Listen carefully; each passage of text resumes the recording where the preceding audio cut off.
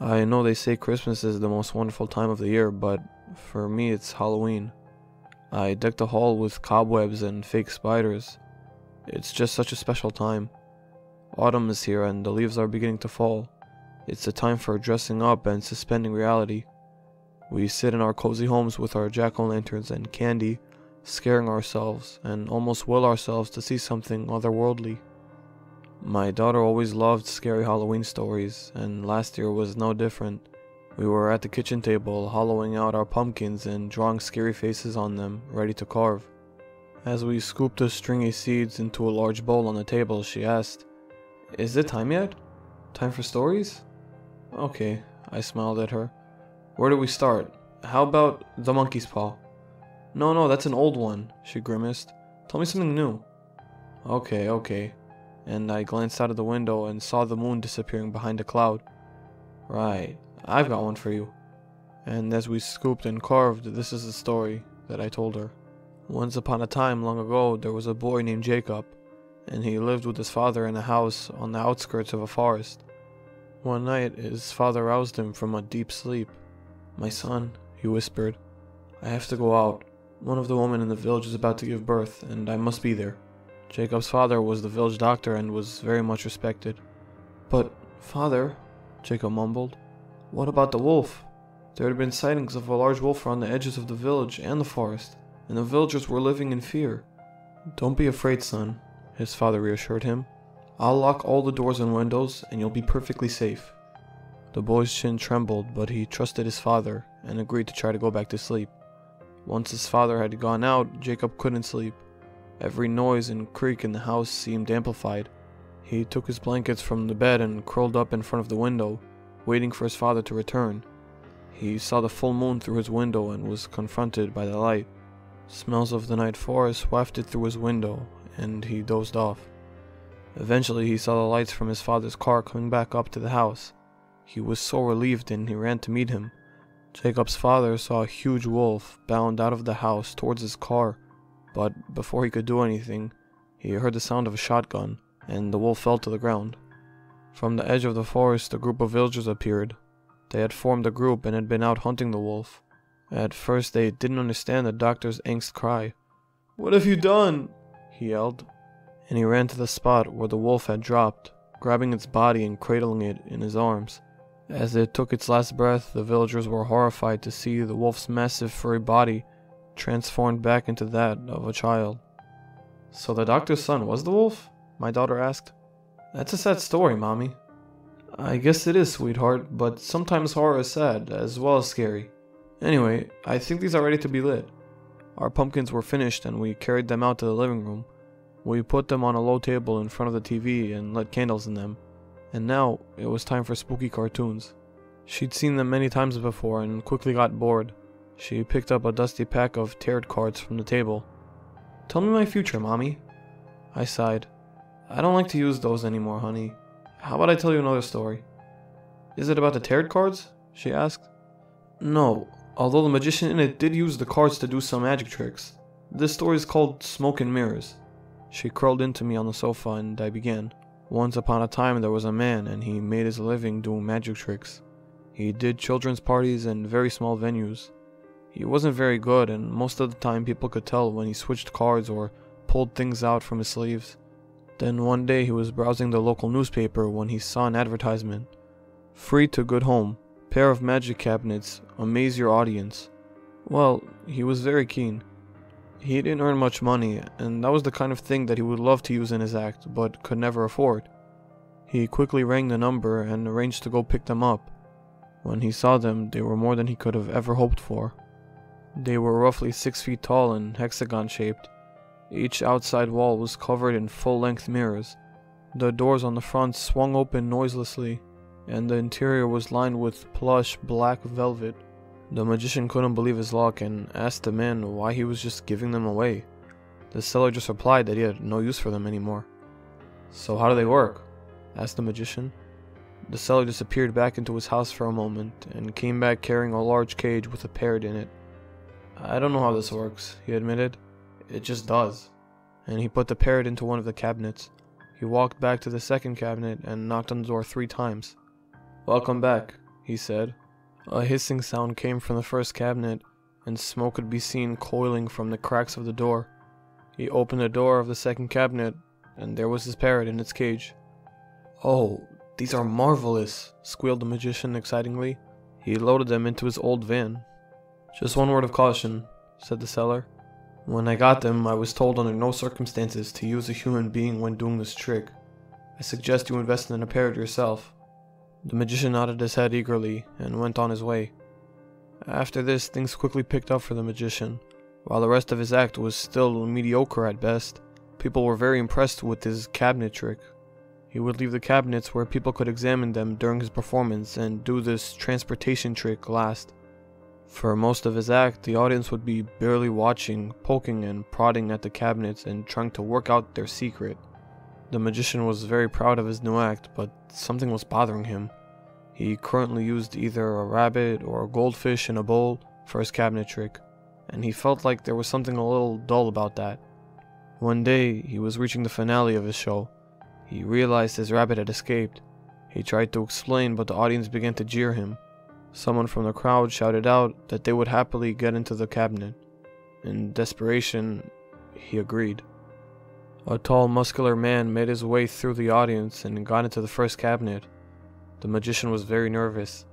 He knocked on the door for the second cabinet and loudly announced, "Welcome back." Clouds of hissing smoke came out of the first cabinet, and the door of the second cabinet swung open. The tall, muscular man stepped out. He looked a little dazed, but none the worse for his experience. The audience clapped for him, and the show was finally over. For the next few months, the magician carried on with his show, sometimes 2 performances a day. Only now he used audience members for the transportation trick. He thought it looked more impressive, and the audience loved it. One evening, after a busy day, he was sitting, relaxing, watching TV, when he saw something that made his blood run cold. There was a story on the news about a man who had gone crazy and killed his family with a kitchen knife. The magician recognized the man instantly, the tall, muscular man who had been the first to go into his cabinet. He couldn't eat or sleep, and nagging fears ran through his mind. In the end, he determined to go visit the killer in prison. He faced the killer through a thick glass pane. He picked up the phone on the wall next to him and gestured for the prisoner to do the same. "You may not remember me," he began. "Oh, I know who you are, Magic Man," the killer interrupted. "And I'm glad you've come. I actually wanted to thank you." "Thank me? For what?" "Why, for welcoming me back into this world," smiled the killer. "I don't understand. It's so much cooler up here," the killer smirked. "So much cooler and so many opportunities." "I don't understand," repeated the magician.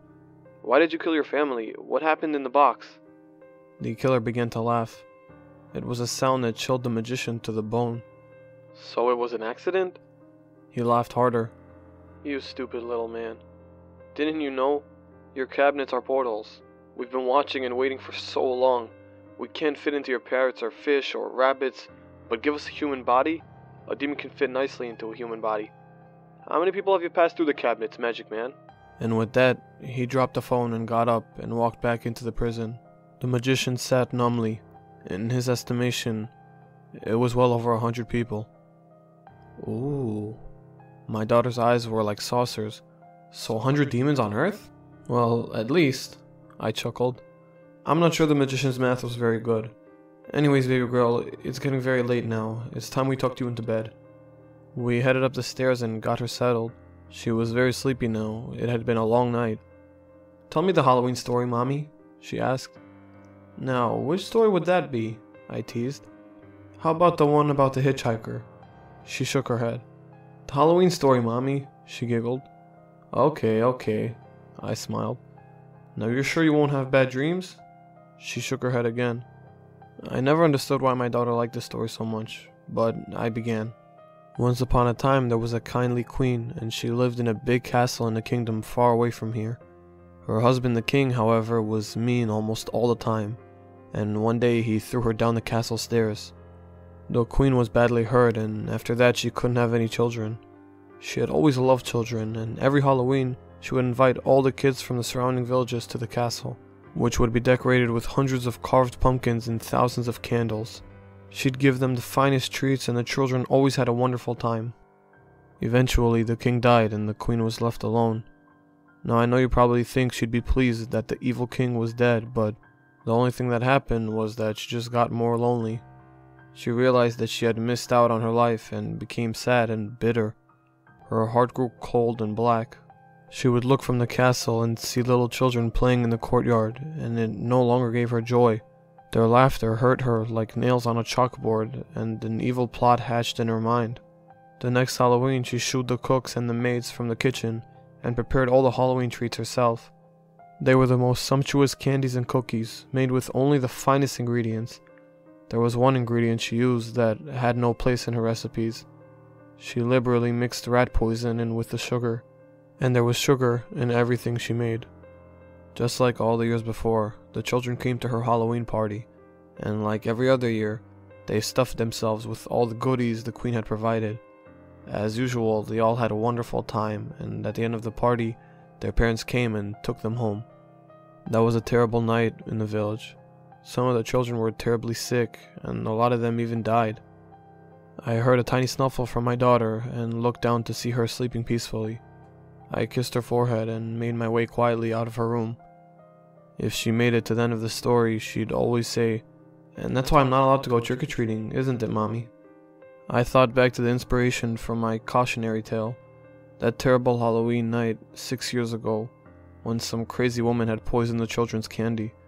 The sound of sirens filled the night air, and there were parents panicking and crying in the streets. My neighbor came rushing out of his house, holding his limp son in his arms. The jack-o'-lantern on the step tumbling down in front of him and splattering into mush on the sidewalk, while he made a noise of pain so terrible it barely sounded human.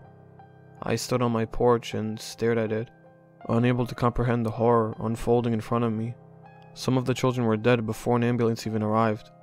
The clock on the mantelpiece downstairs struck 12, pulling me back to reality, and I turned and looked back into my daughter's room.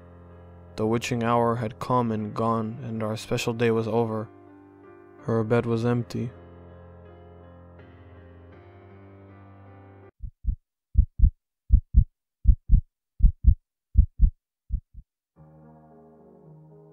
Maya.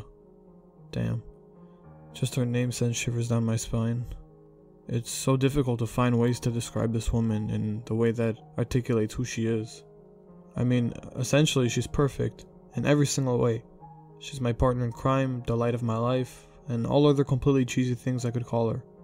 Maya is completely, totally, in every sense, my everything. I mean, being married is a very serious commitment, wouldn't you say? I've always told her, till death do us part, and then some. And I've meant that. Always have, and always will. So in that context, when her accident happened, I thought that this would be nothing for us. We'd survived 11 years of the married life, and by then, a little accident wasn't going to stop Maya and I. Of course, she had to stay in the hospital for a while, and there was about a week when I couldn't see her, but eventually I brought her home. The plan I had in my head was to try and get everything back to normal. We were going to follow a routine to get me and Maya back on track. I just wanted to move forward and forget everything about the accident. But alas, that was not what fate had in store. You see, a little after 2 days I had a slight twinge, a gut feeling that something was off. At first I couldn't really put my finger on it, but once I figured it out, it hit me like a train. Maya. My Maya had brown eyes, but suddenly her dark eyes had turned an icy cold blue. I wanted to think it was fake, a joke, so I approached her with my discovery. "Maya?" I asked softly. "Yes, Cameron?" She didn't look at me, which struck me as odd, but not unusual. I made a mental note. "Are you wearing contacts?" "What?" my wife stammered. "Your eyes are brown, Maya, not blue." "Cameron, I think you need to lay down," she chuckled nervously. "My eyes have always been blue." "No," I thought sternly. "No, they have not." But what else could I do? Arguing would do nothing good. "I mean, okay, love, if you're sure," I responded and left it at that. Ever since that day, I started noticing other things. Everything, the different tint of brown in her hair, Maya's responses to food that I thought were her favorite. I could swear she's ever so slightly shorter than I once thought she was. And her fingers are a little too thin. And most important to me, her eyes seem to be swollen, along with that entirely wrong color. It's wrong. She's wrong. She's not Maya. There's a couple of other not so little things, though, I thought I could share that would solidify my case. In the morning, if I'd wake up early, I can hear Maya sobbing in the kitchen, and when she's alone, or even thinks she's alone, she starts scratching the walls. It's either that or she tries to open things like drawers and cabinets. She's gotten into 3 drawers so far, just to find them empty, and then she loses it, screaming and crying. After things like that, we have, talks. It's so difficult with things like this. I try to help Maya adjust after our incident. I tried to be patient with everything that's going on in Maya's life. I tried to get us back on a routine too, but it didn't work. She didn't want it to work. Yes, I could overlook the different color eyes, her annoying tantrums of scratching and screaming. I could ignore everything. But one night, everything reached a crescendo. Listen, I've tried to ignore her tantrums. Really, I have. Most nights I just put a pillow on my head until she wears herself out. But tonight I just couldn't. Maybe it was Maya trying to muffle her cries, or maybe it was the sound of the padlock smacking into the window. Whatever it was, I couldn't take it. She had pushed my limits. I got up and made no effort to quiet my footsteps as I went to confront her. I heard her gasp as she turned and saw me. "Maya," I said tiredly, "those aren't coming off until you've learned to readjust to the house. We've talked about this, about our routine." "Cameron, please, I want to leave," she begged. "I want to see my mom, please." "I told you why you can't see her, Maya. Please, please, please, Maya. Please, Cameron." "Enough crying, Maya!" I bellowed. I lost my temper, snapped, although I shouldn't have. I regretted my actions immediately, but it was too late. She flinched away from me and tried to shrink into the door, shaking. I sighed. "I'm sorry, darling. I didn't mean to yell. Forgive me. Stress of work." I crouched down and held out my hands, motioning to her. She definitely shrank away from me and didn't budge. "Maya?" "No. Maya," I said more sternly this time. "That's not my name!" The hall echoed with her cry. At the time, it took everything in my power to be the best husband I could be, to not lash out and be reasonable. "Do you really want to start that? Do you remember what happened last time?" And just as quickly as she started, she stopped. Maya was still, then slowly crawled over to me. I gently wrapped my arms around her. "It's gonna be okay, I promise. You'll just have to adjust to this place. To me. In the meantime, let's compromise, okay? You can get freedom around the house when I leave. And in return, you stay Maya. Sound fair?" She sniffled and nodded. "One more thing, okay?" "Yes, Cameron?" I held on to her a little tighter. "Don't ever, ever disobey me again, or you'll find yourself getting more than just a scolding." Silently, my new Maya shook her head.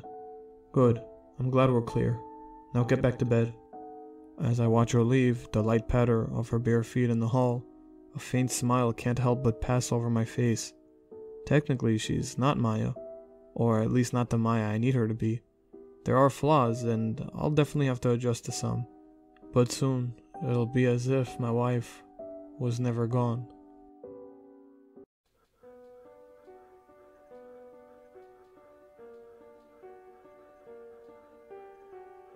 My father's a construction manager, and because of his career, we have to move around the country every couple of years.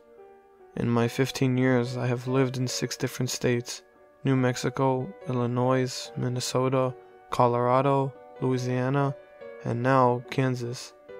This past summer, my father was hired to do work on a project near Kansas. We moved to a small town named Whitewater. That's just about a half-hour drive from the city. It's a quiet, secluded place with nice people, but it's close enough to our hometown that my dad doesn't get stuck in a ton of traffic every day. Anyways, this meant that I had to go to a brand new school where I knew nobody. I understand how it could be a rough experience for some kids, but I'm so used to it that it doesn't really seem to faze me. I'm a sophomore now, and I've only got 3 years left until I go to college. This will probably be the last time I switch schools. Luckily, there aren't exactly a ton of kids that go to Whitewater High. It's not a very highly populated town, and everyone is pretty close. With how friendly everyone is here, I don't think I'd have a lot of trouble meeting some people I could hang out with.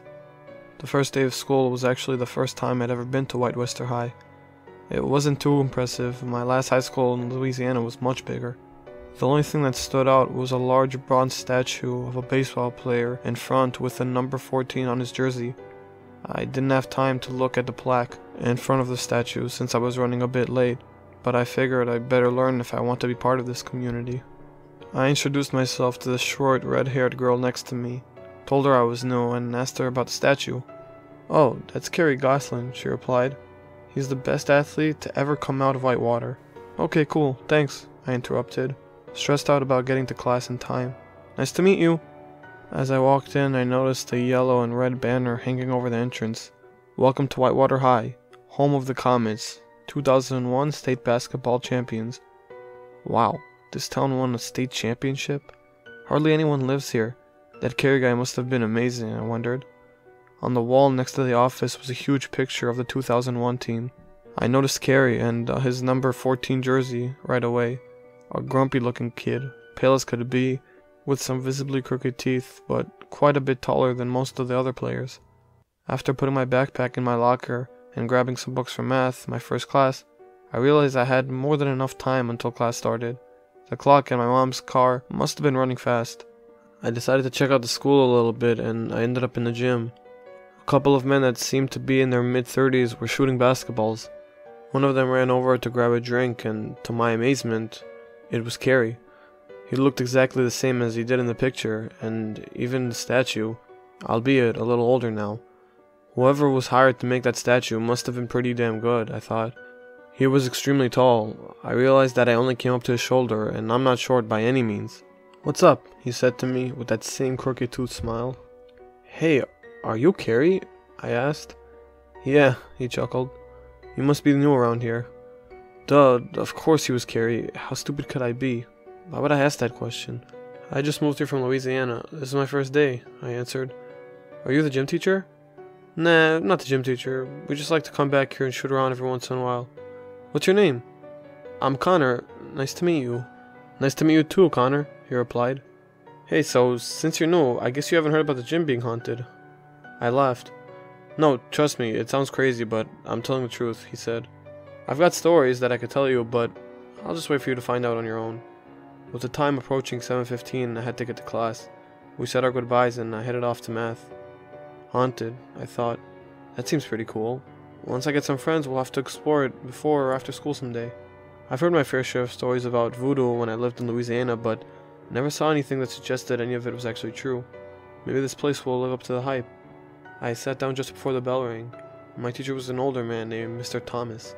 He had long gray hair, a mustache, and glasses.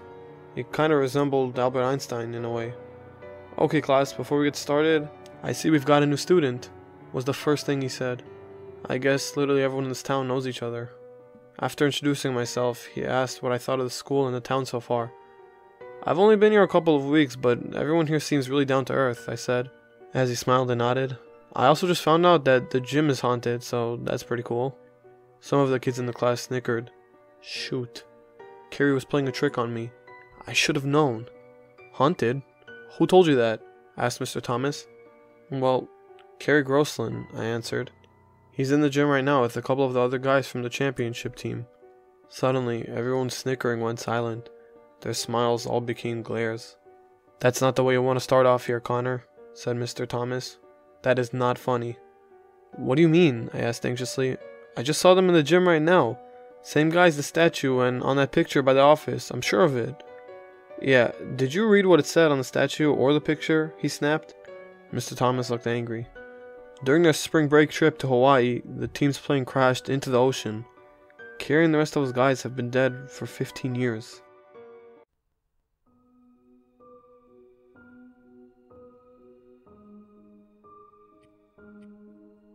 I wake up and everything feels wrong. It's too quiet outside.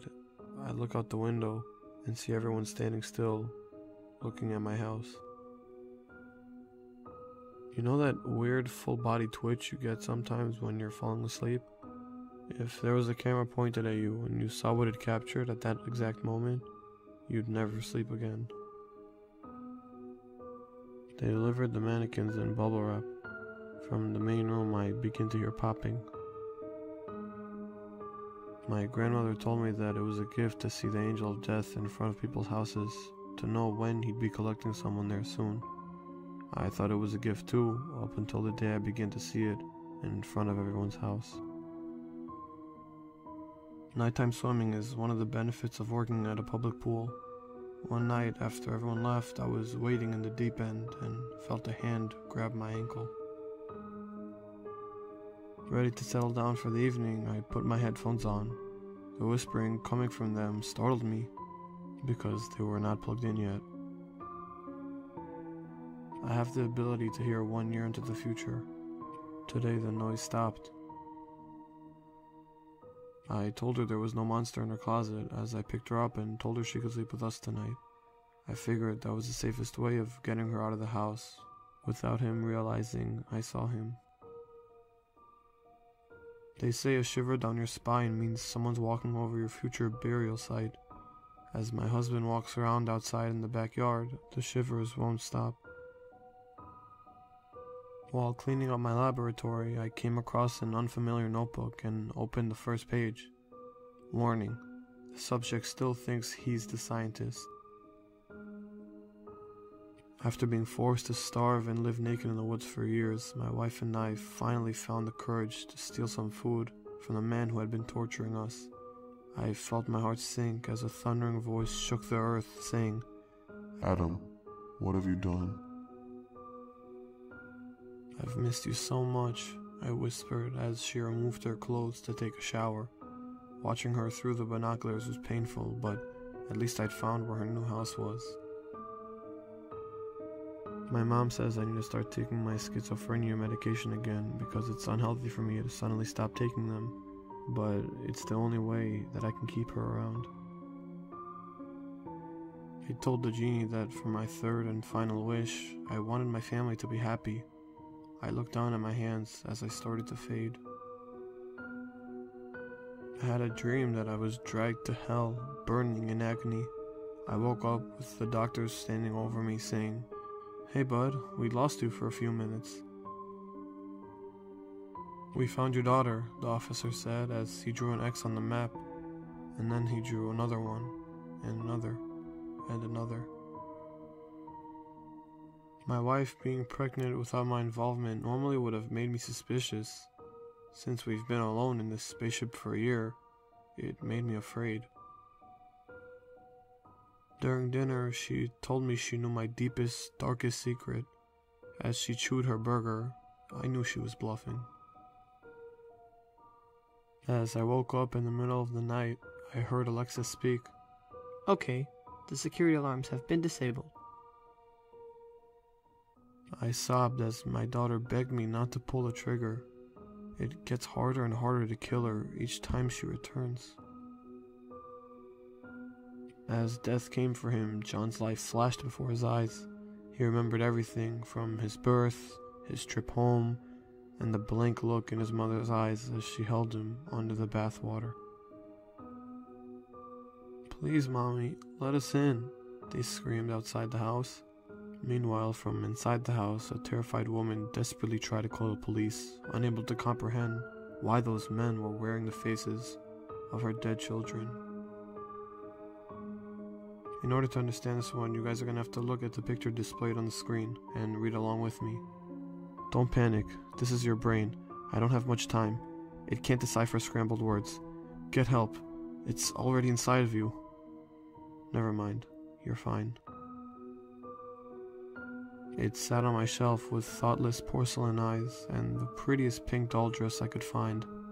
Why did she have to be born still? Finally, I'm done with my homework, I thought. I turned the page in horror as I see it's double-sided.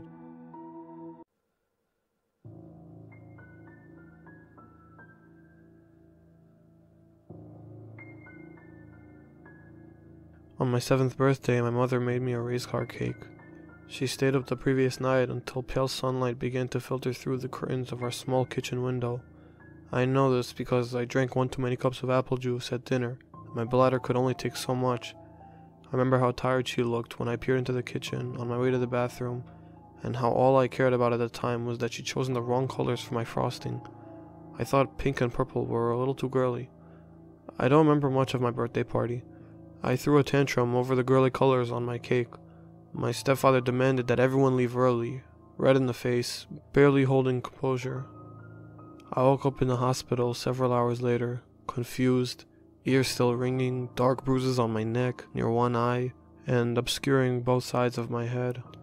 I couldn't hear the doctor's words as she smiled warmly and welcomed me back into consciousness. I couldn't hear my mother's cries. I couldn't even hear my own screams. My stepfather moved out several days later. My story begins 14 years after that birthday party. It wasn't too common for head trauma to result in deafness, but I'd never been all that lucky. Despite spending 2/3 of my life without hearing, I'd never quite adjusted to the lonely life of a deaf person. When I walked through the crowded streets of my city, I used to wish I could hear the conversations, the loud cars, the bustle of rushing businessmen. How foolish I was to wish I could hear it all. The warm glow of the setting sun told me that I'd once again lost track of time, waiting through endless deadlines and paperwork. I scolded myself for working extra hours, robbing myself of precious moments of gloomy isolation back in my apartment. Finally, on the bus home, I settled my briefcase in my lap and began to map out my evening in my mind. It only took a few stops of the bus for me to notice that the small screen that usually displays the name of upcoming stops wasn't actually working. Cursing silently under my breath, I strained my eyes to see through the foggy windows, but it was too blurry for me to make out any familiar shapes. I tapped the shoulder of the woman sitting beside me. She turned to look at me, clearly annoyed, and I held up a finger signaling for her to wait. I hurriedly pulled out a piece of paper and wrote the name of my stop and a short explanation of my station, in hopes that she could tell me when the driver announced Parkside Drive. When I turned back to her to show her the paper, she had already moved to a new seat. You'd think nearly a decade and a half of being deaf would bring me enough experience to deal with this situation, but I wasn't good at coping. I sighed and began to count the stops, trying to estimate how many stops I needed to sit through to get to my own. Annoyance bubbled under my skin. Without thinking, I angrily tore a small piece of paper into several pieces, clenching the crumbled bits in my fist. Idiot, I whispered to myself. Excuse me? I looked up irritated and searched for whoever had spoken. I had begun my silent cursing again when it hit me. I had heard something. I took a quick glance around, confused, but much to my dismay, everyone around me had gone silent again. Was I going mad? I caught a glimpse outside as the door opened and closed. Damn it, I had just missed my stop. It was 4 o'clock in the morning. I'd spent the past 6 hours in bed, window wide open, straining to hear any hint of sound. I barely cared that I had work the next day. I'd gotten a taste of what I'd missed for 2/3 of my life, and I wanted more. When a car sped past my building, illuminating my room in a bright white light, I finally got what I'd asked for. What are you waiting for? An answer, I suppose, I replied. My conversation partner did not deliver. I tried to rid my sleep-deprived mind of thoughts about what I'd heard, but my morning routine was distracted and messy. I examined myself in the mirror, trying to smooth away any stray shampoo bubbles I'd missed as I rinsed out my hair. I had half turned away when something odd caught my eye. Something was not quite right. As I turned back to investigate, I placed my finger on the glaring inconsistency. My reflection hadn't moved an inch. I raised one hand into the air. My reflection did the same, steadily holding my gaze. Then, he smiled.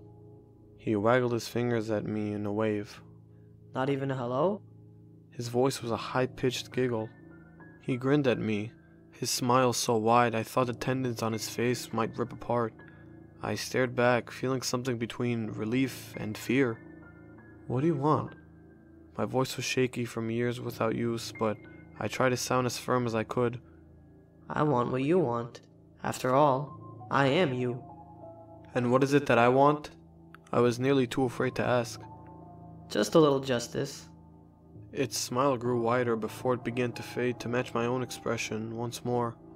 I took a deep breath, and so did my reflection.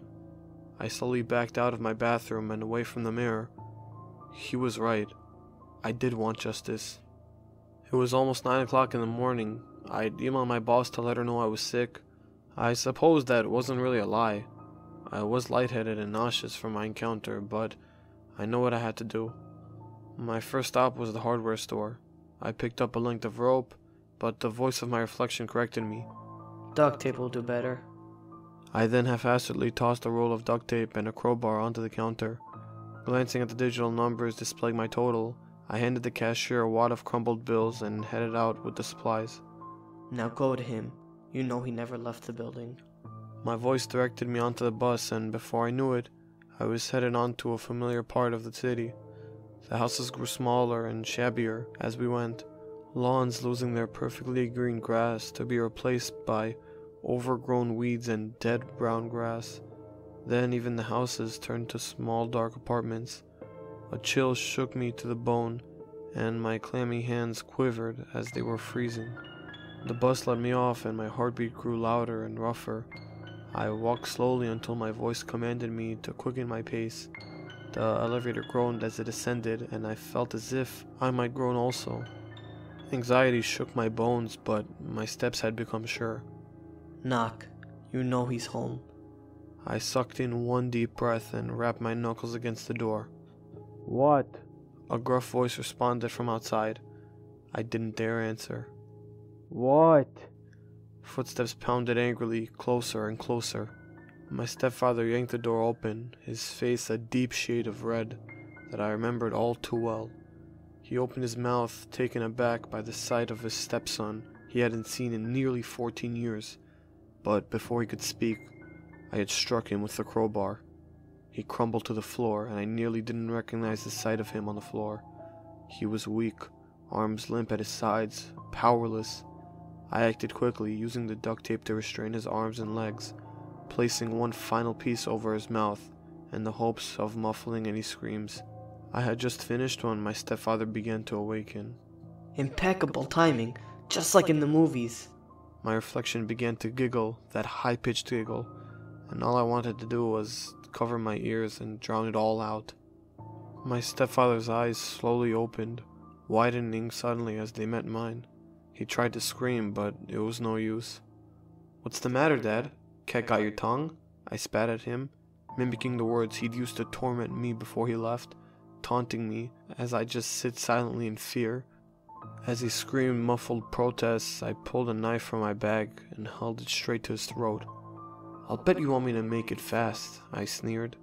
Blood pounded in my head, and all I could think was the sting of his fist against my face, his fingers tight around my wrist as he held me back from escaping. I let the tip of the blade slice into his skin, and his screams got more desperate. I didn't feel guilty as I toyed with him, mutilating his face, slicing out his tongue, moving his ears slowly, painfully. Blood dripped from my hands and from the deep gashes in his skin. I played the scene over and over again in my head as I rode my bus home. I was almost frightened by the rush I'd gotten as I plunged my knife into his skull, finally finishing the job. I knew I'd get caught. I wasn't careful, but I just didn't care. Did he deserve to die? My voice startled me. I rolled my eyes and ignored it. Did he deserve to die? I was asked again as I entered my apartment. Maybe. Maybe not.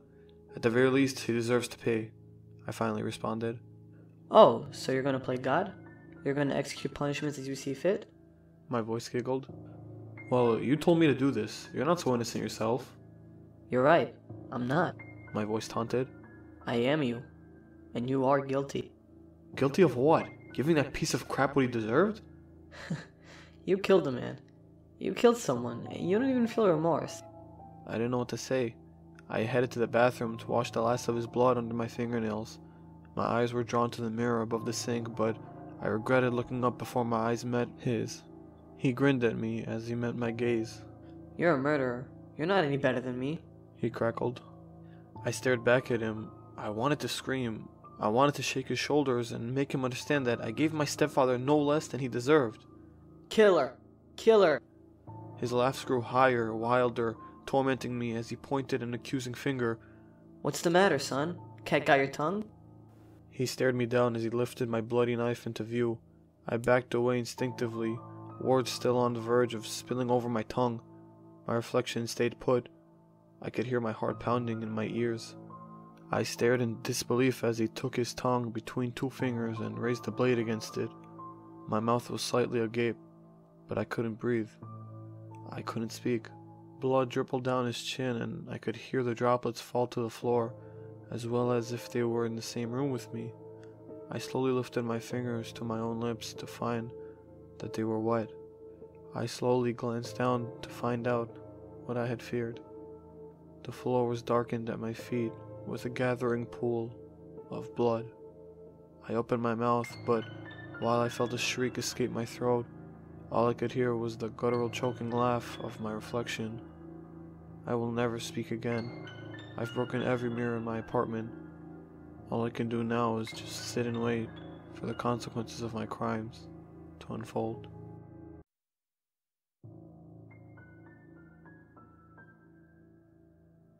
I was desperate for a job.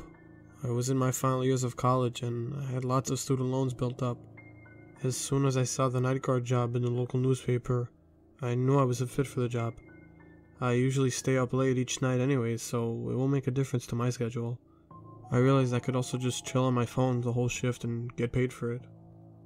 We had a small local subway station for our town.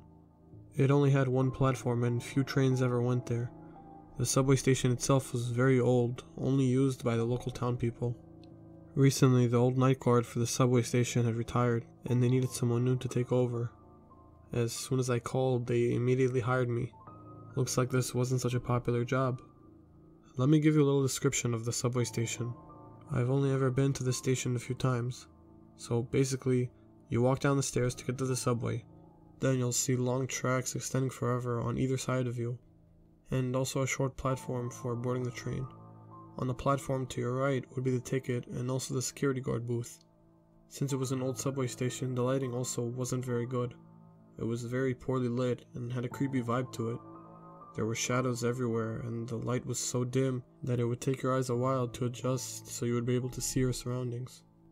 So anyways, here I was now making my way to my little security booth. The day guard shook hands with me as he left and wished me good luck. That confused me. Who the hell wishes you good luck as they leave you to your shift? I ignored it and got myself settled in.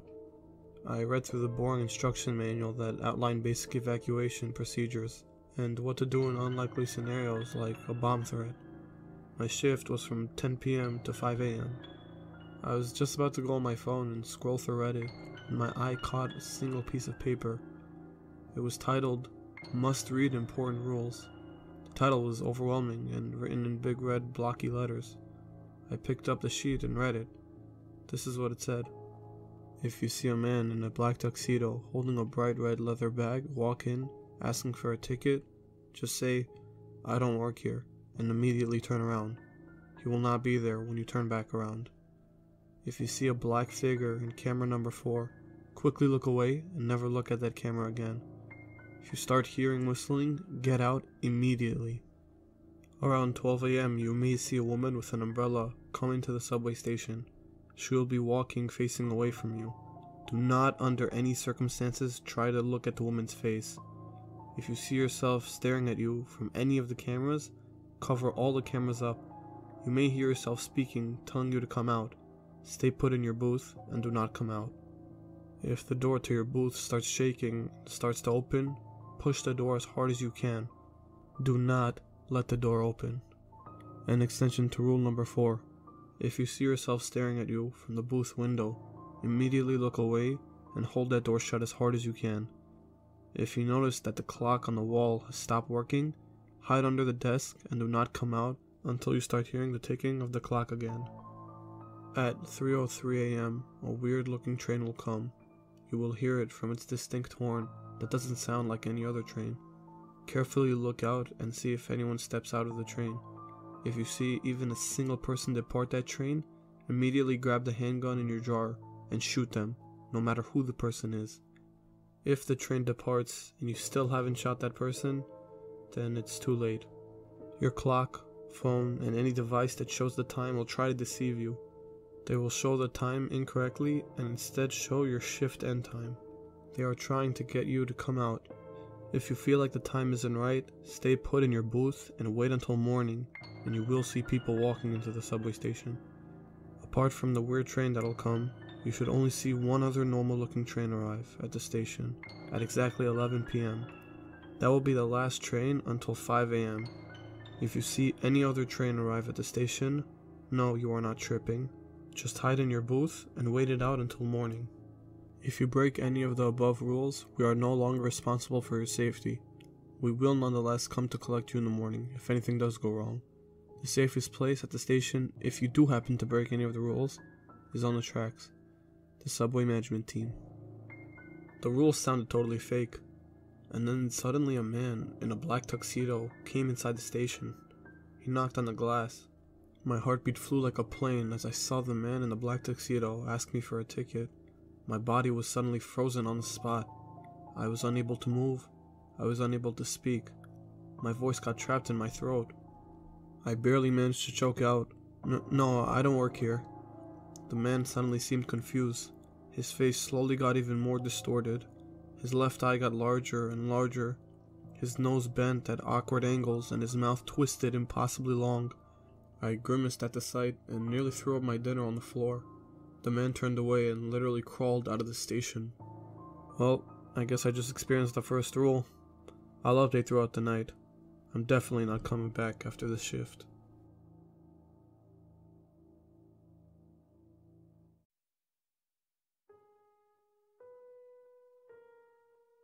I was very traumatized after seeing that man turn into some kind of messed up organism right in front of my eyes. I just sat in my booth rereading the rules again and again. It was so dark in here that I had to use a small lamp on the table next to me. They really need to fix the lights in here. Yeah, I also realized that I had broken the first rule. Hopefully, other than traumatizing me, it didn't do much damage. The first thing I tried to do was walk out, but I could see movements from my peripheral vision, and they got closer as I moved towards the exit. The shadows in the station elongated towards me, and I got a horrible gut feeling. I won't even make it a few steps outside the station if I exit before the end of my shift. I ran back to my booth and just sat there. It felt like the shadows themselves were watching me. Suddenly I saw movement in one of the cameras. There was a dark figure. No, I can't even call it a figure. It was a literal monster. It had 4 arms, or were they tentacles? They each ended in a razor-sharp point. Were those eyes all over its body? It had red bead-like things over its whole body. They reminded me of small, bright red jewels on a pitch-black fabric. It had things coming out of its mouth. That's all I can call them, things. They weren't like tentacles, they were twisted and curled like worms, as if it was vomiting its whole brain out. It had legs like the fins of a fish, thin and floppy. How is it even standing straight? It suddenly dawned on me. I quickly tore my eyes off the camera feed. I covered the camera feed with my jacket. The whole image of the creature had been fully etched into my brain, and I was shaking uncontrollably. I swear I hadn't looked for too long. Chills ran up my spine as I heard a high-pitched whistle. It sounded excited and hungry. More shrill whistles echoed around the dark station. My whole body was frozen on the spot, and I swear that the creature could hear my panicked heartbeat. The whistles got louder and louder, as if they were coming closer. A black sticky liquid oozed out from underneath the door of my booth. I backed up and, the second time this night, nearly lost my dinner on the floor. My stomach must be very strong. The liquid bubbled and seeped in very slowly. It didn't have a color. It was the color of nothingness. I was actually mesmerized by its color. It was the color you see in between your dreams at night. It was the color a blind man would see. I suddenly saw the same creature I saw in the camera feed, now literally touching the glass of my booth. I let out a sharp yelp as the creature suddenly moved towards the door, and the doorknob started rattling. Then I heard another sound, a sound that made the hairs on the back of my neck stand up. Just when I thought I couldn't experience any more fear than what I was currently experiencing. All my muscles locked up. I was literally frozen in fear. The sound was indescribable. It was a mixture of moans and laughter, crying and shouting. It was a sound nothing can recreate. The sound blared like a horn, and my brain suddenly processed what was happening. The phantom train was coming. The creature that was at the door of my booth also looked scared. It spasmed all over like a fish out of water. Suddenly it turned around and ran, or slithered. I don't even know what word to use for its movement. Looks like I just survived breaking another rule. The phantom train came in. Have you guys ever seen Thomas the Tank Engine? Well, yeah, that's exactly how the train looked like. It had a human face embedded into its front.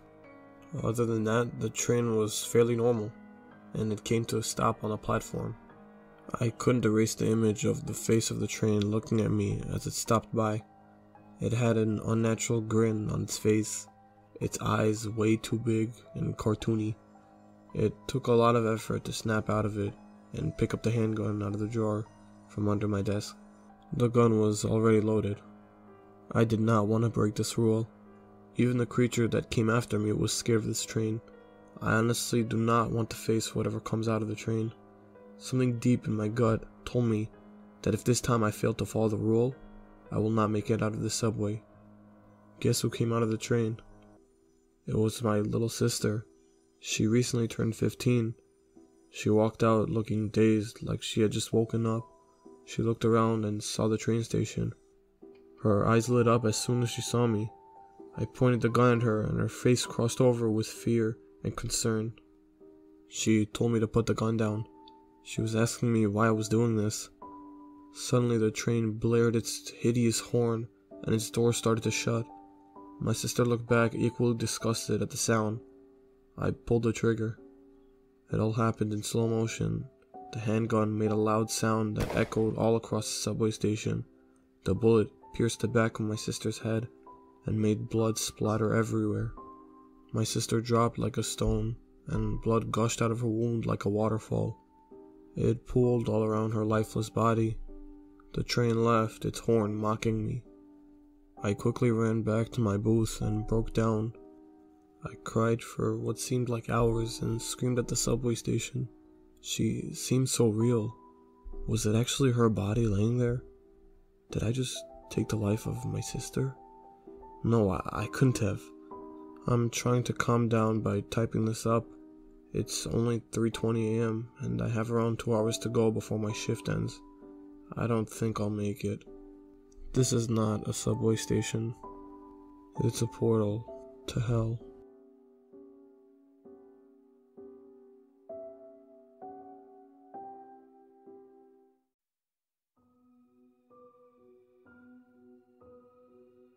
As soon as I finished typing up the last post, it dawned on me that the clock had stopped ticking. I scrambled over to my desk and got under it. Just as I slid my head under the desk, I caught a view of the platform. My sister's body got up like nothing had happened and stared blankly ahead. Shadows from the station twisted and curled into weird sorts of silhouettes. I wasn't going to break another rule, so I tore my eyes off the sight and hid under the desk. I checked the time on my watch. 4:30 a.m. I only had 30 minutes left before my shift ended. Finally, this nightmare's almost over. Finally, I could go home and check on my sister. The clock started its rhythmic ticking again, and I pulled myself out from under the desk. I checked my watch again. 5 a.m. Wait, hold up. How did 30 minutes pass so fast? Just then, I remembered the rule. All my timekeeping devices may show the time differently to trick me. That meant I had to wait in my booth and not come out until it's morning and I see people coming into the station. I scanned the camera feed for anything new, making sure not to look at camera 4, which was conveniently set away from all the other cameras. And then the worst possible thing happened. I saw myself staring at me from camera 2. I had a painful grin on my face. My eyes were so wide, I swear they could have popped out of my sockets at any moment. Before I broke another rule, I quickly tore my eyes away from the disturbing sight and came face to face with my twin staring at me from outside the booth. I jumped to the door and pushed for dear life. Luckily the door opened inwards, so it was much easier for me to hold the door. I only had to push.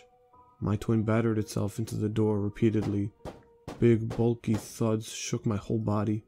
My twin's shoulders started to get bloody, but he continued unfazed. I could feel myself getting pushed further and further back every time he rammed into the door. I was not going to be able to hold the door for any longer. I quickly picked up my handgun from the desk and turned the safety off. As soon as my twin moved back and got ready to ram in through the door, I aimed my gun at the door. My mind took over for me at that moment. Adrenaline pushed through my body and my heart rate was high as ever. My demented twin pushed through the door and fell on the floor. I shot 3 rounds straight into his head and neck. I jumped past his body and sprinted to the tracks. Demented me got up again and ran towards me at lightning speed.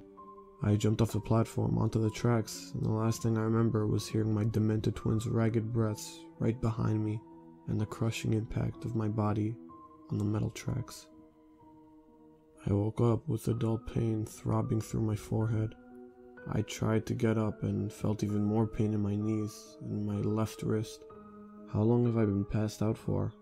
I had lost all track of time. I crawled across the tracks to the far wall of the subway station and slumped up against it. My foggy mind cleared and all the memories of this hellish place came rushing back. I looked around at the subway for any more threats. My demented twin has thankfully disappeared. I had the subway station all to myself again. I was bruised all over and I had definitely broken something in both my knees. I had a big deep gash in my forehead. My left wrist was definitely broken and it was severely swollen. I couldn't move it without feeling intense pain. The adrenaline rush had long worn off and I felt defeated and extremely tired.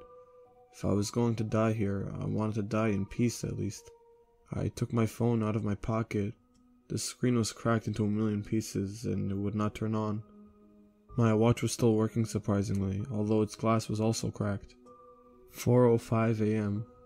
I had no idea if it was the actual time or not. Either way, I was pretty much unable to get onto the higher platform again and walk out of the station. I couldn't even call for help, which I just realized. Why the hell didn't I call the police as soon as I broke the first rule? They could have gotten me out of here.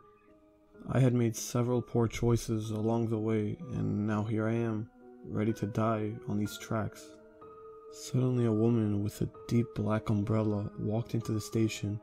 She was facing away from me and looked confused. "Hey, can you call more people? I'm stuck here. Please, I need help," I desperately spoke out. Oh crap. I realized too late as the woman turned around. There we go. I just broke another rule. She turned around and gasped as she saw me. She came closer. I guess that's the final rule I'd ever break, I thought, letting the creature do whatever it wanted. Surprisingly, the woman asked me if I was okay and told me to stay put and wait until she got the ambulance here. Then she picked up her phone and started calling.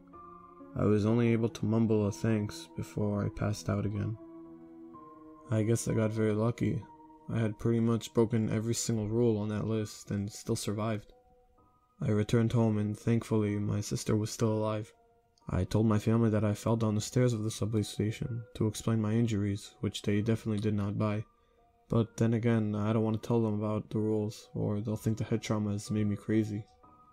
Today I received a text on my phone saying, "Congratulations, you have been promoted to work as a night guard on our only night train.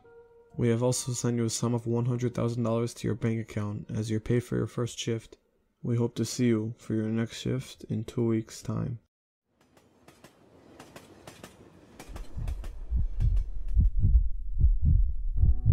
My last job was a bit dangerous and disturbing, but I did end up getting a rather hefty payment just for the first shift, and then I got promoted to work as security on the night train. My last job was working as a night guard for my local subway station.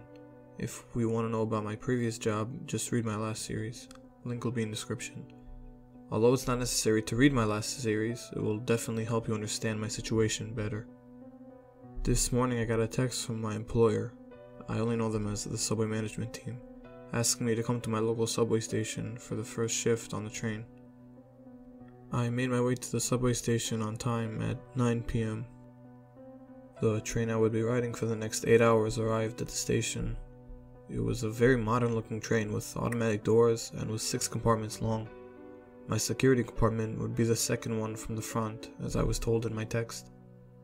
As I got on the train, I noticed that each compartment, except for the special compartments, had a main lobby type area with 4 seats on either sides facing the windows, and a travel door that linked to the next compartment on the left side from the entrance door. On the right were either a few steps leading to an upper seating area that was similar to the interior of the bus, and a few steps leading down to an exactly identical seating area. If you need help visualizing the train compartments, search up Sydney trains and you'll get what I mean. The security compartment was very different to the main ones. It had a camera feed and a desk with drawers. It also had a chair I could sit on. The security compartment required a key to open. The driver compartment could be accessed from the security compartment via a door. As I was about to get on the train, a guy exited the last security compartment and handed me a security badge and the keys to the compartment. He had patted me on the back and wished me good luck. I cringed as soon as I heard him say good luck, as my mind filled up with events of my last job. When I got into my security compartment, I found the usual employee manual, but also, once again, a sheet of rules. It read, "All passengers must be escorted off the train on Station 6. The train will stop for 5 minutes on Station 6. Check all 4 carriages and make sure every passenger has left the train. After the train has left Station 6, go back to the security compartment, which is at the front, and will have a door labeled Security Compartment. You must do this as soon as the doors of the train starts closing. Run if you have to. If you hear people talking, stay put inside your security compartment and check the camera feed. If you see people sitting in compartment 4, immediately disable the automatic doors that connect compartments 4 and 3. You must do this as soon as possible before they notice. If they even glance at the camera, they have noticed. If the people you see in your camera feed start approaching compartment 3, get the knife from the drawer and go stab all of them before they reach compartment 3. You are to make rounds of the full train every 15 minutes, from the point you see the people in compartment 4 to the point the train comes back to the station you got on at. If during your round you see anyone get on the train, hide. Do not hide in your security compartment. Hide somewhere they won't find you. They will give up at the next stop and leave the train. If during your rounds you hear hysterical laughing, turn off all the lights to that compartment, but don't disable the travel doors to the compartment. If you see the thing making the laughing sound, get out of the compartment and disable the doors to it. The creature may trick you by disappearing as soon as you see it, but make sure you disable the doors. You may find a young girl in a red dress in one of the compartments looking lost. Ignore her and do not look in her direction. She may plead for help or do anything to get your attention, but do not look her way or interact with her in any way. At stops 9 and 13, get off the train and get back on. At stop 13, you may see a man sitting in the security booth. Do not get off the train or he will shoot you. You may see someone else you didn't see before on the train get off and get shot by the security guard. Do not interfere. The train may break down at any point during the journey and all electric power will go out. Keep calm and stay in your position. You may feel things moving around you in the dark or even hear things. Ignore everything. The train will start up again and will eventually move on. Continue normally. Check the camera feed every 30 minutes after reaching stop 13. You may see various creatures or people sitting in the seats. You may see violence. Make sure you do not interfere in any way. At the same time, you may have to do a round of the train. Keep doing your round and still go through that compartment. The creatures can only be seen on the camera feed. If you notice that you're stopping at the same stop over and over again, go to compartment 4 and sit on the very back seat. Wait until the stops continue and then you can leave the seat. On one of your rounds you may find the train seats bloody. Use the cleaning cloth in the drawer and clean the seats. The lights on the train may go out at any time during your rounds. Use the flashlight we provided and continue your round. If you see anything in the dark, run back to the security compartment and disable the doors to that compartment. You can enable the doors once the lights come back on. If the train gets too quiet and you literally don't hear anything, run to your security compartment and put loud music on your phone to fill up all the silence. Continue your shift and rounds once you hear the steady sound of the train engine. If the train stops for longer than 5 minutes at any stop, check on the driver. If he's not there, you will have to manually close the door of the train and keep the train going until it loops back to your stop and get off there. You will also have to continue your security duties. If you walk into compartment 5 by accident, turn around and get out before the automatic doors close on you. If the doors close behind you and you're stuck in compartment 5, then jump off the train. The reason this rule is so important is because there is no compartment 5. If you break any of the above underlined rules, we are not responsible for your general health and safety. We will nonetheless come to collect you at your entry station. The train has just started moving again. My current station is Station 1. I'm going to read these rules and try to memorize them, and also get myself familiar with the train before the rules are upon me once again. I went around the train and it was sparsely populated. It wasn't exactly packed, but it wasn't empty either. Everyone was tired from their work and they were returning home. I was just starting my shift. I went back to the security cabin and the door clicked shut behind me. Auto-locking door. That should be useful, I mocked as I sat down rereading the rules. The train ride was just dark tunnels. After a long and uneventful ride, the train finally reached Station 6. I got out of my station cabin and ushered everyone off the train. I then did a round of all 4 cabins and had to wake up a few sleeping passengers and get them off.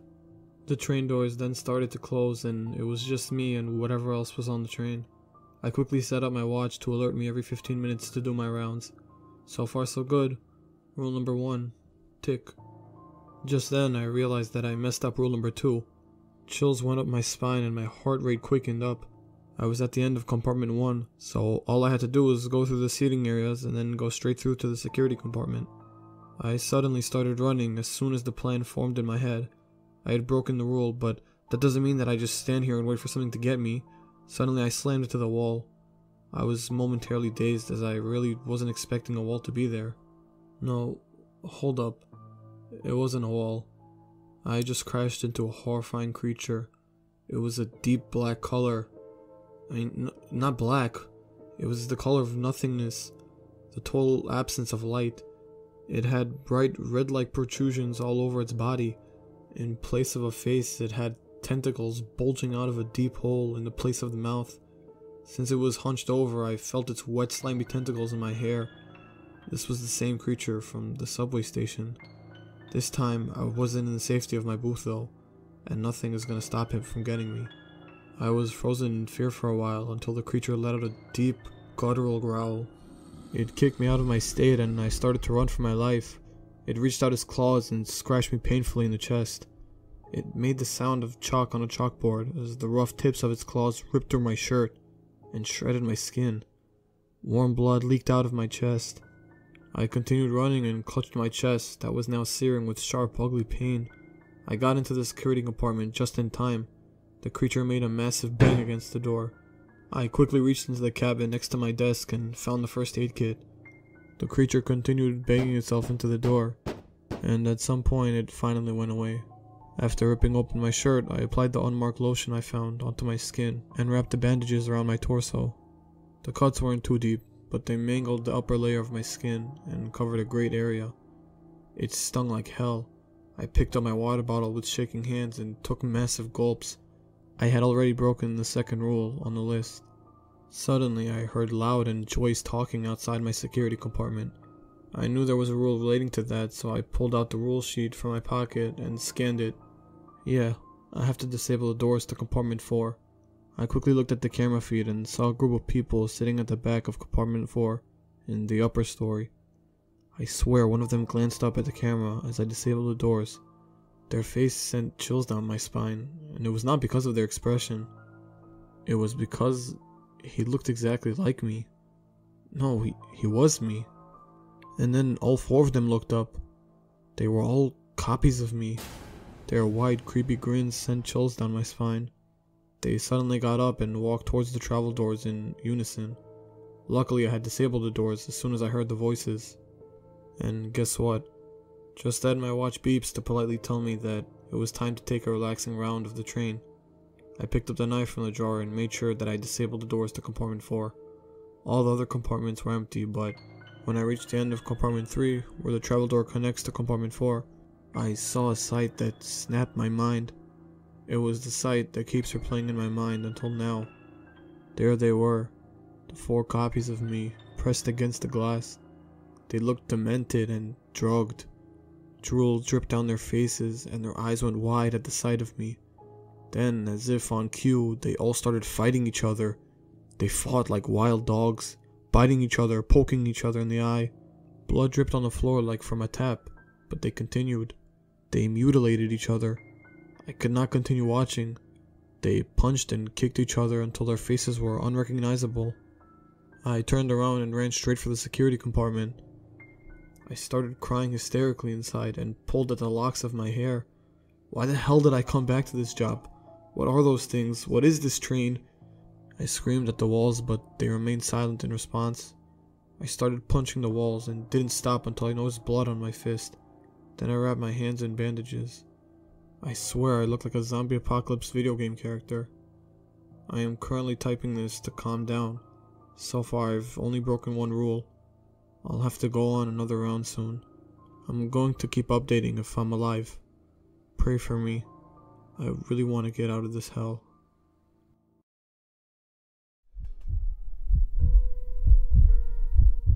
As soon as I posted the last post, the train stopped at Station 8. I realized that at the next stop I would have to get off and on the train. It was also time for another round, so I came out of my security compartment. I looked outside the train doors to check out the station. It was kind of the same as my local station, but had no guard booth. How lucky. No one has to work here. My thoughts were interrupted by a fast dark figure that darted into the train. Wait, damn it, there was a rule about that. Suddenly I remembered the rule, and I quickly scrambled for the upper seating area for the first compartment. I had already found myself a very good hiding spot. I slipped under the seats and held my breath. I heard thundering footsteps walk towards me. I also heard the heavy panting, the sound someone would make after having nearly drowned. I felt something wet near my feet and looked down. I suppressed my scream as I saw a pool of blood spreading on the ground. It was a mesmerizing, deep red color, consistent throughout. The blood was thick and it oozed slowly to spread across the floor. The footsteps then went away. The train doors closed and the train got moving again. I got up from under the seat and there was no pool of blood on the floor, like I was hallucinating or something. I composed myself and decided to continue my round. As I reached the end of compartment 3, I realized that the travel doors to compartment 4 were now enabled again. I pulled out the sharp knife that the train guys had provided me and cautiously walked inside. The compartment was empty.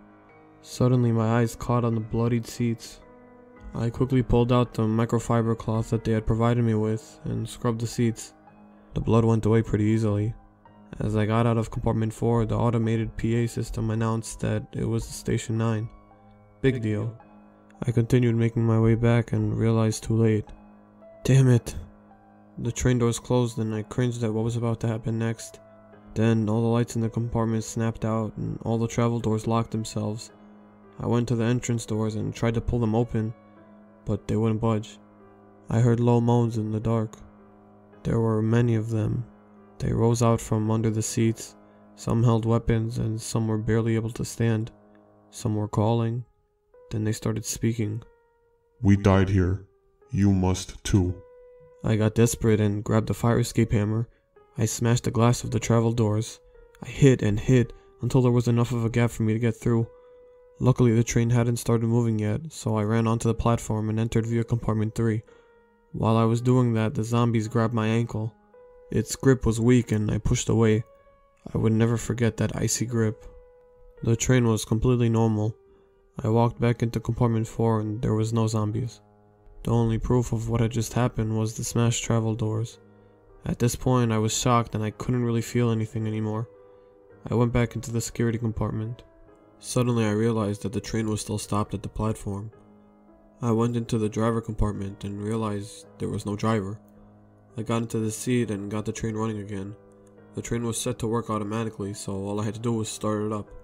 I rested in the security compartment for the next 15 minutes before my round.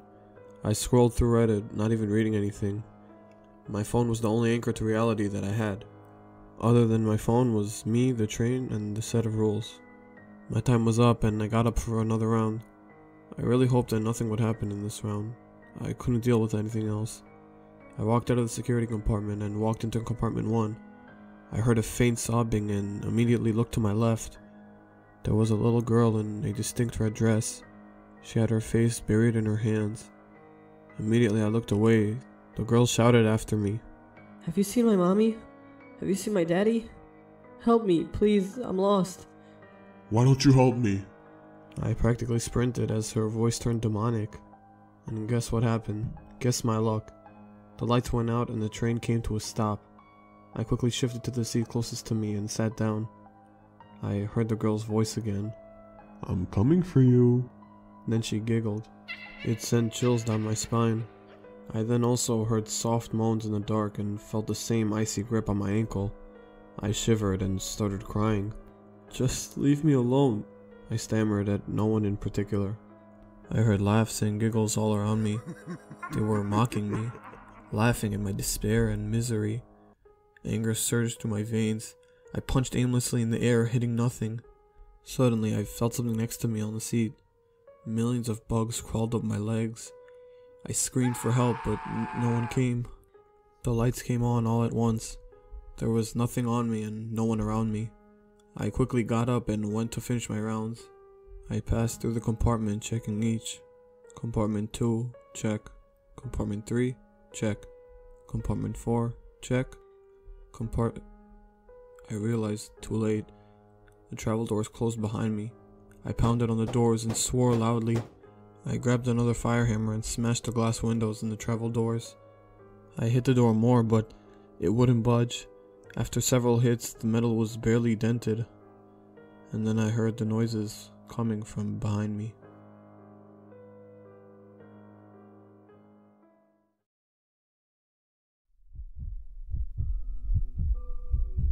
First off, I've noticed that some of you guys are interested in the history of the subway station. Some of you guys have also been speculating why such a job even exists. Our local subway station was built in the 1950s. The train station has been the same ever since then, except for a few changes and renovations to adapt to modern technology in trains.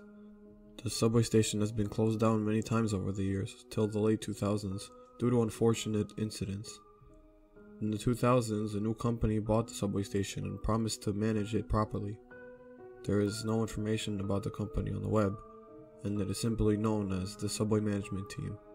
After the team took over, nothing has ever went wrong in the subway station. They are probably the ones who invented the rules and hired the security guards. I personally think the reason that this job exists is to prevent incidents like the ones that happened before, and to also prevent the creatures or whatever is on the subway station and the train from entering our world. If so, they remain confined to only these locations and stay there, which would explain the rules of shooting people coming off the train and stabbing the people coming out of compartment 4 if they came out. Other rules may be simply to protect the guard, such as getting on and off at stops 9 and 13 and not going into compartment 5. Speaking of compartment 5, I barely made it out. I turned around and behind me were the same zombie-like beings. They had excited looks on their faces as they drew closer. They took their time, coming slowly, as if to mock me. Suddenly an idea formed in my head. They reached out like they were sleepwalking. I felt claustrophobic as they closed in on me. Their faces and bodies were rotten. The smell made me gag. I pulled out my knife and started stabbing and slashing at them. They continued unfazed, hungry for my flesh. I pushed through the crowd to the entry and exit doors at the side of the compartment and hit it with a fire hammer. The glass immediately shattered. My arms and hands shook from the adrenaline. I hit the glass harder and harder. It broke away pretty quickly. Since these doors were mostly glass and plastic, I could easily jump through this door without it being open. The zombies were fast to follow and they started running at me. I realized that the train had stopped at some station and I didn't have to jump on the tracks and hurt myself. I leaped out through the gap and landed on the platform. A gunshot whizzed past my head. I realized very quickly that I had indeed jumped off the train at station 13. There was a guard right in front of me with a gun in his hand. He was probably just following the rules, thinking I was also a monster. Zombies burst out of the train behind me. The security guard's eyes widened and he shot. The gunshot nearly connected with my head. More creatures of all sorts came out of the train. They were all hideous and otherworldly. Some of them fought each other. Some of them looked around, sniffing for blood. I had just unleashed a world horde into the subway station. Many of them ran outside the station like crazy, ready to terrorize people on the streets. The security guard shot again. This time he didn't miss. It all happened in slow motion. The shot connected with my arm and blood splattered everywhere. I felt a weird burning sensation on my arm. I was surprised I didn't feel any pain. I watched in shock as blood soaked the whole sleeve of my shirt. Then the pain set in. It hurt like hell. My knees grew weak and I collapsed. As if it wasn't enough, the security guard shot another one. The bullet hit my hip bone. I heard a disgusting grinding and cracking sound. First, I just felt shock in my hip, and then the pain set in. It was agonizing. The only thing I could feel was pain. I collapsed fully on the ground and passed in and out of consciousness. And then finally, after a long agonizing time, it all went black. I woke up in a hospital bed hooked to a bunch of machines and IV drip. My arm arched and my torso hurt when I tried to move it. The nurses saw that I had woken up and quickly came over. They explained my injuries to me in a blur and told me about the surgeries they had to perform on me. I had been shifting in and out of consciousness for 2 days. It would take me a long time to recover from the gunshots. After a while, serious-looking men in suits appeared. This was definitely some government thing. They offered to pay my medical bills and give me lots of pension if I kept my mouth shut. I didn't want to be taken away. They didn't explain anything to me and insisted that I forget about it for my own good. My family was also compensated lots and told not to spread anything. Everything was covered up as some sort of accident. The subway station remains closed to this day. The subway management company disappeared and all records of it were gone. The train tracks have been completely closed off and no train would be able to run there. Our small town now usually sees lots of military helicopters in the sky and lots of police cars patrolling. I swear our town has been quarantined as there has been rumors of military trucks on the roads not letting anyone in or out. I've never been able to go back into a subway station. Even images of trains send me into hysteria. I have to visit 2 different psychologists every week. Every night I wake up from nightmares that take me back to the subway station, back to that train. And sometimes I wonder, what happened to all those creatures that came off the train?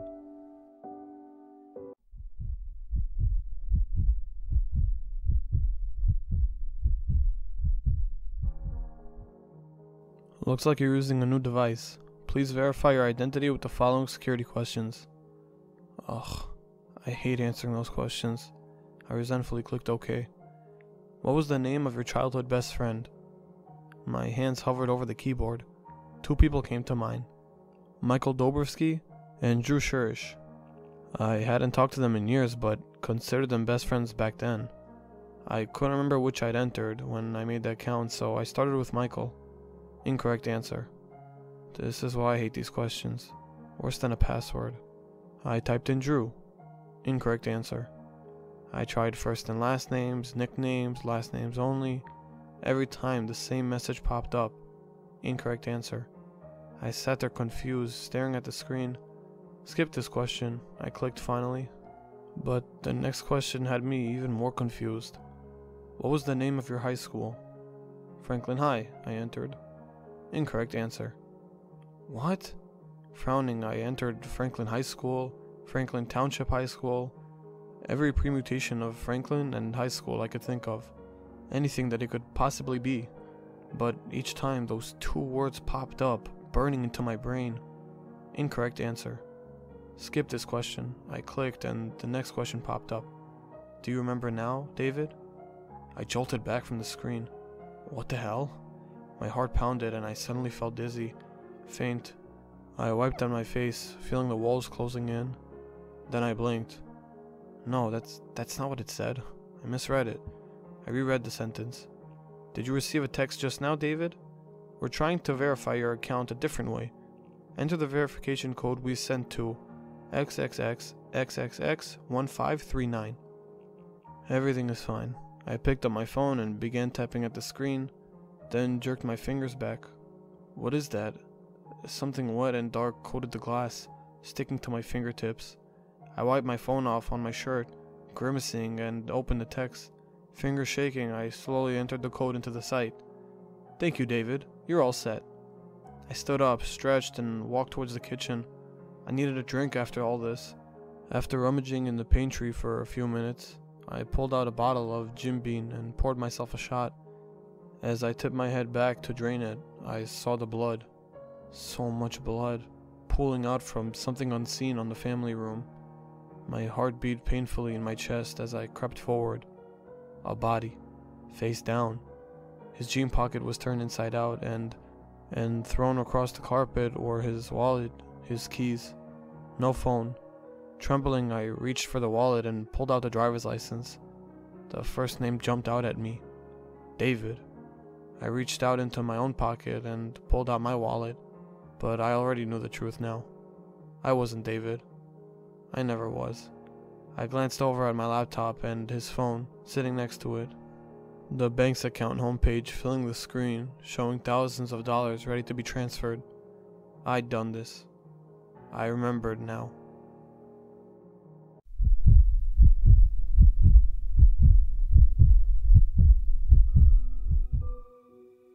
I woke up to the sound of my phone ringing. My wife woke up as well. She stared angrily at me. "Can you not put your phone on silent?" she mumbled before she rolled over and went back to sleep. I got out of bed and took my phone with me downstairs. I unlocked it and looked at my missed calls. A call was from an unknown number. It didn't even have the usual +61 at the start. It wasn't even the right length. The number was oddly 16 digits long. Maybe my phone was just broken. I clicked on the number and called it again. The person on the other side immediately picked up. "Hey, Dad," the person from the other end whispered. The voice was a girl's voice. I became uneasy. Who is this?" I asked. "Did you forget me?" the voice whispered. Knots formed in my stomach. Beads of sweat formed in my temples. Something clicked in my mind as I recognized the voice. It was the voice of my daughter. "Ah, now you remember," the voice whispered calmly. Shivers ran down my spine. My daughter had died 5 years ago. The next thing she said made my heart jump into my throat. "Can I come home now?" she whispered. I threw the phone away. Panic rose in me every second. I felt like I was about to puke. I had killed my daughter 5 years ago, and I buried her with my own hands.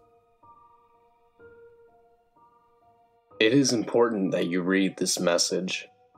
I have tried to send this message multiple times. I have recently proved a theory that I've had in my mind for a long time. Allow me to explain it. Each night everyone sleeps. It's a natural cycle. You wake up refreshed every morning. Research has proven that sleep is very important for normal cognitive function. Everyone will tell you that sleep deprivation is made and that there's even a handful of urban legends about it, like the Russian sleep experiment. Each night you dream during your sleep. Research has shown that dreams occur due to an REM stage in your sleep, in which the brain is the most active and processes memories. Little is known about the process, but it is speculated that in the subconscious part of the brain, those memories gets mixed up with other memories and thoughts, and a dream is produced. Well, that isn't the real reason why we sleep. In fact, you have only slept once in your life. Yes, all those other times you slept wasn't you sleeping. Before you get confused, I'll explain it from the start.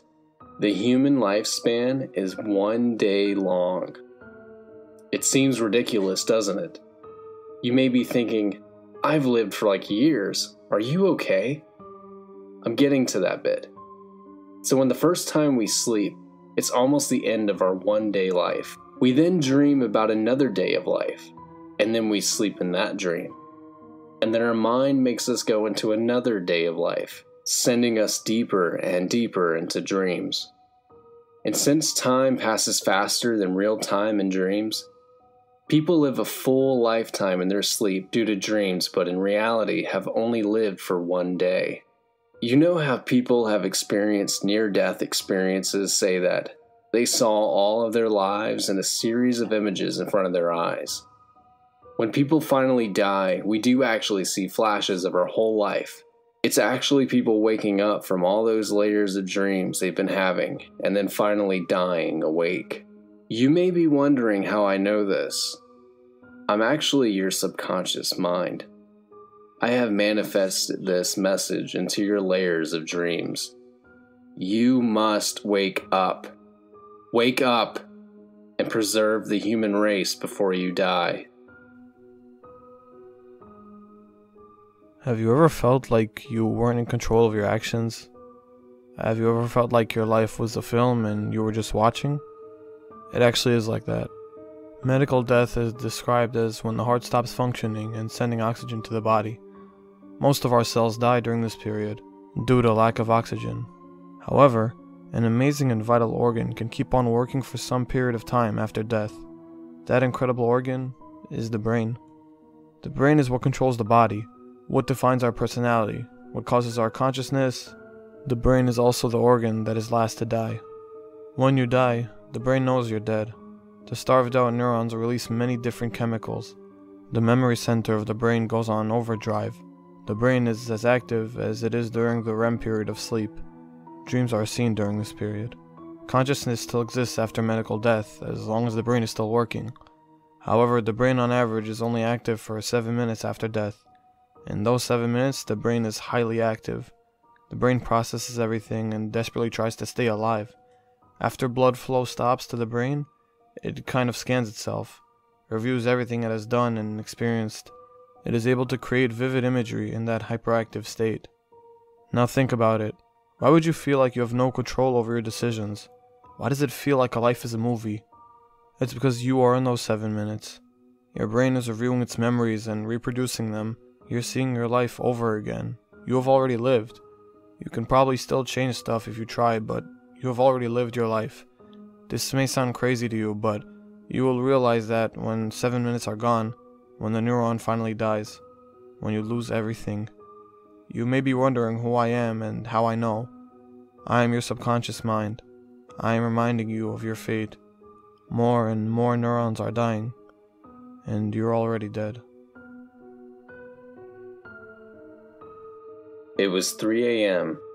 I woke up to an itchy, uncomfortable sensation in both my eyes.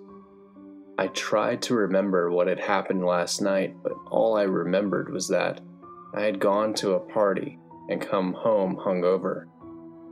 I realized it was probably because I had left my contacts on. In the dark, I put my fingers up to my left eye, pulled down my lower eyelid, and tried to pick out the contact lens. My eyes started hurting, and I quickly pulled my hand away. The contact lens had probably nudged itself really deep under my eyelid due to me sleeping in it. I tried the right eye and got the same result. This time, I gritted my teeth and tried to pinch out my contact lenses once again. My whole eyeball erupted in a sharp pain. I let out a yelp and moved my fingers away. On my fingers was a thin, moist film. Do contact lenses have a plastic covering?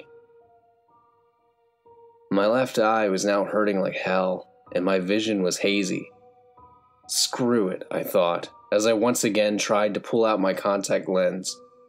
This time I definitely did some damage.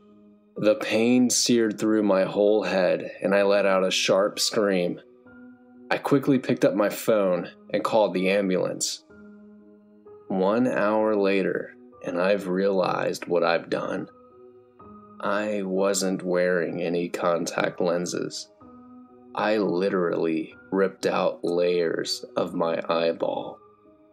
I'm not getting the vision in my left eye back. I was just about to get dressed as my phone screen lit up and a notification popped up. Your taxi has arrived. I quickly clicked OK on the notification and went downstairs to go to my taxi. I usually hate taking taxis due to safety issues.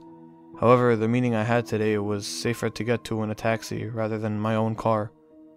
I went downstairs and surely there it was, the taxi. I opened the door and went inside. The driver gave me a smile through the rearview mirror. He then started up the car and drove on. About halfway through the trip, the taxi driver suddenly took a left instead of a right. I quickly tensed up and asked him if he took a wrong turn. He looked at me again this time, turning his head around and giving me a wide, creepy smile. "Sorry, I'll get back on track," he said as he took yet another wrong turn. My heart jumped into my throat as I quickly tried to open the door. Of course, it was child-locked. I put my hand into my pocket and pulled out my razor-sharp knife. I smiled maliciously at the driver, who was now in a state of panic. Looks like I'm getting 2 kills today.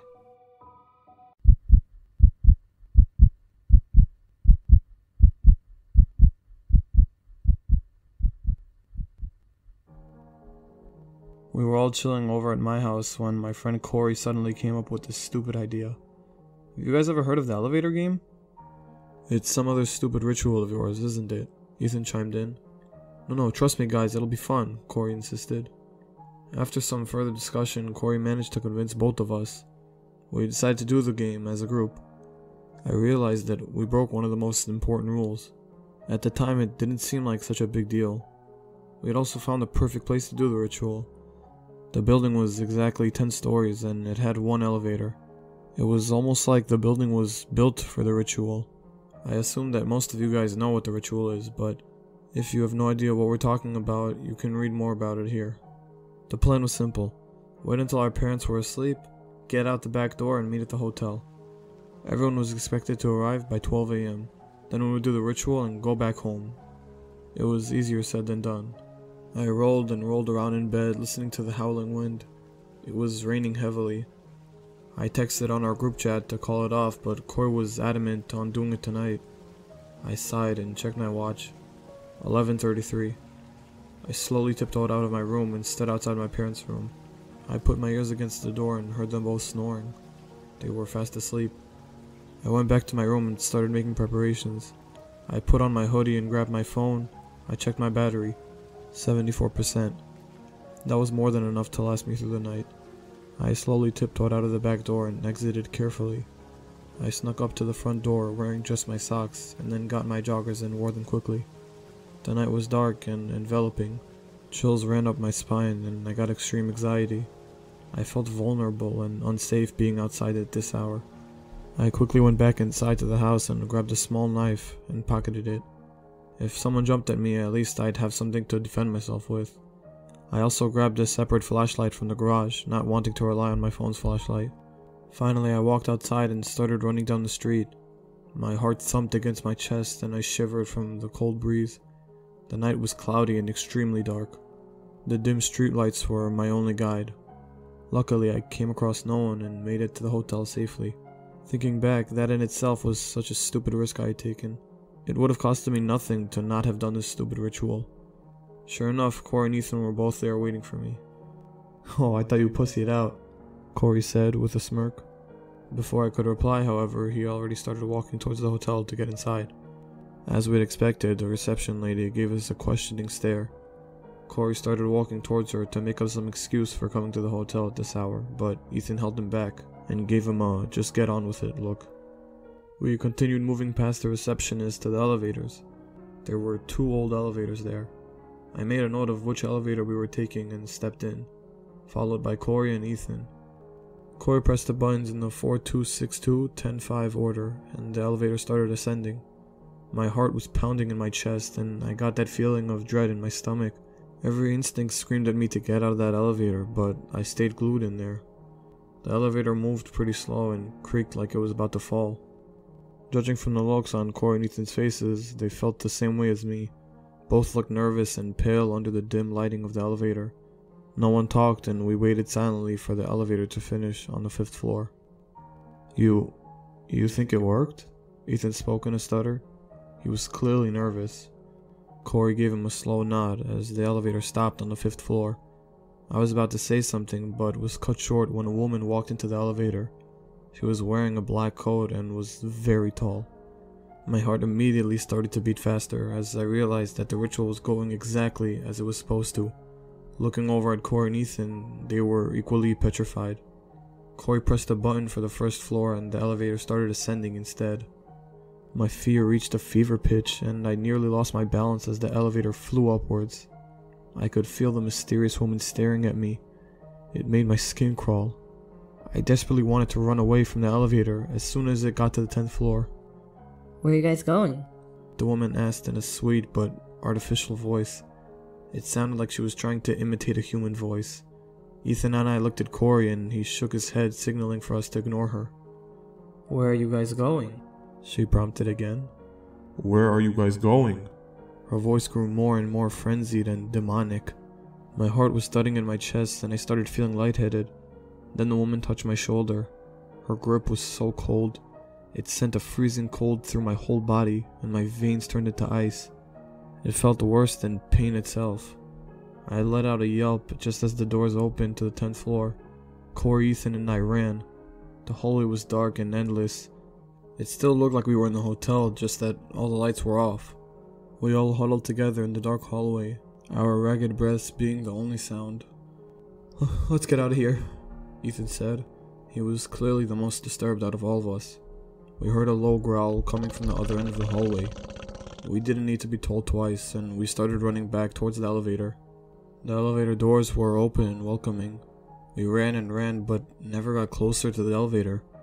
It was like we were on a treadmill. The elevator doors then started closing, and we ran even faster. Corey and Ethan made it to the elevator and went inside before the door shut. The last thing I saw was their worried and scared faces as the doors shut right on me, as I was left in this hellish world. I pressed the elevator button again and again, but it didn't work anymore. I instinctively reached for my phone to message them and ask them for help, but my messages didn't work. Surprisingly, my mobile data seemed to work only on some apps. I can access anything as long as I only view it. I can still look through social media. It doesn't even allow me to like posts. I found the subreddit after hours of searching, and it looks like I can post here. This subreddit may have a link to this world, who knows? No sleep, you are my last hope. Please, help me.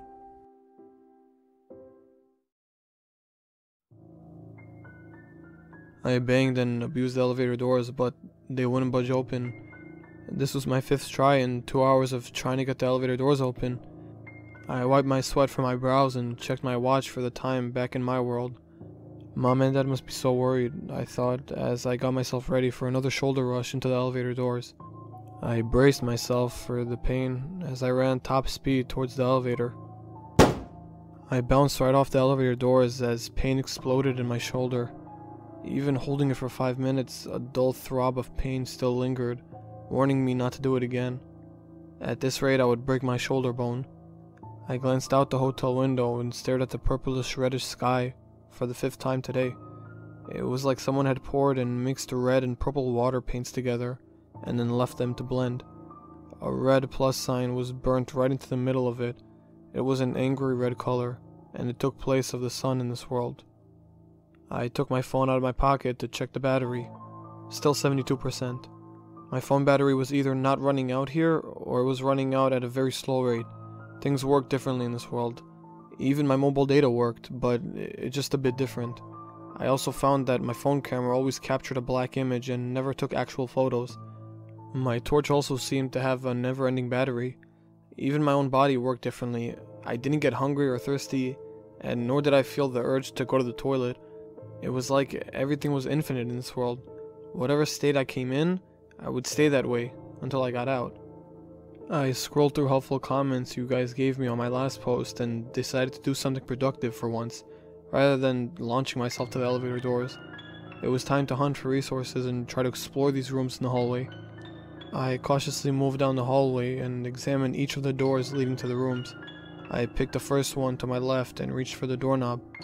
As soon as I touched the doorknob, I noticed it was freezing cold. I quickly pulled my hand away in shock. The cold lingered on my fingers. I put my ear as close as I could to the door and heard whispers. They were loud enough for me to hear, but still very faint. Thus, I couldn't understand them. I got a bad feeling from that door, and so I left it. The whispers lingered in my head for a short time. I switched on my torch again so I could see in the dark hallway. The only light in the hallway was from the sky outside, and even that couldn't penetrate the darkness. The darkness was thicker here. My torch could barely light up the path. It was like using a torch in the fog, not very effective. Still, it couldn't compare to the very end of the hallway. The end of the hallway was deep black. I couldn't see what was there, and even my torch couldn't illuminate it. When I walked there, the temperature dropped the further I went in. My instincts kept telling me to go back. I couldn't make it 10 steps into the end of the hallway. Whatever was at the end of the hallway wasn't nice. I moved to the second door on the left and reached for that doorknob. Suddenly the door creaked open inwards before I even touched the knob. I strained my eyes to see through the tiny crack of the door, but all I saw was a normal hotel room. The lights were on as well. It was quite welcoming. I was about to step in when I heard very faint breathing on the other side of the door. I jerked away and closed the door quickly. I immediately felt unsafe, knowing that even if I did have things to barricade the door with, I couldn't because it opened inwards. I moved to the third door on the left and once again reached for the doorknob when I realized it didn't have a doorknob. The place of the doorknob was a small plus sign shaped hole. I bent over and tried to see through the hole. I saw a normal, well-lit hotel room once again. The room seemed fine and I couldn't even hear any breathing, but I didn't want to risk it. I left the room alone and walked back to the start of the hallway. It was time to try the doors on the right side. The first room on the right had a red door. It was unique compared to all the other wooden doors. The door had engravings of weird animals and monsters on it. The door gave me bad feelings, and so I left it alone. I moved to the second door on the right and reached for the doorknob. I twisted it and opened the door slowly. The hotel room was dark and the curtains were drawn. I took a risk and stepped into the room. I waited for something to jump onto me and finish me, but nothing happened. I ran to the curtains and ripped them open to let some light into the room.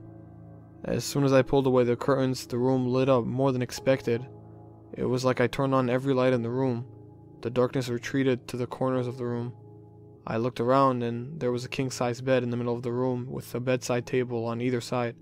I quickly searched the drawers and found the following items: a plus sign shaped key, a knife with a tint red blade and a plus sign in the handle, a small journal with nonsense letters scribbled on every page.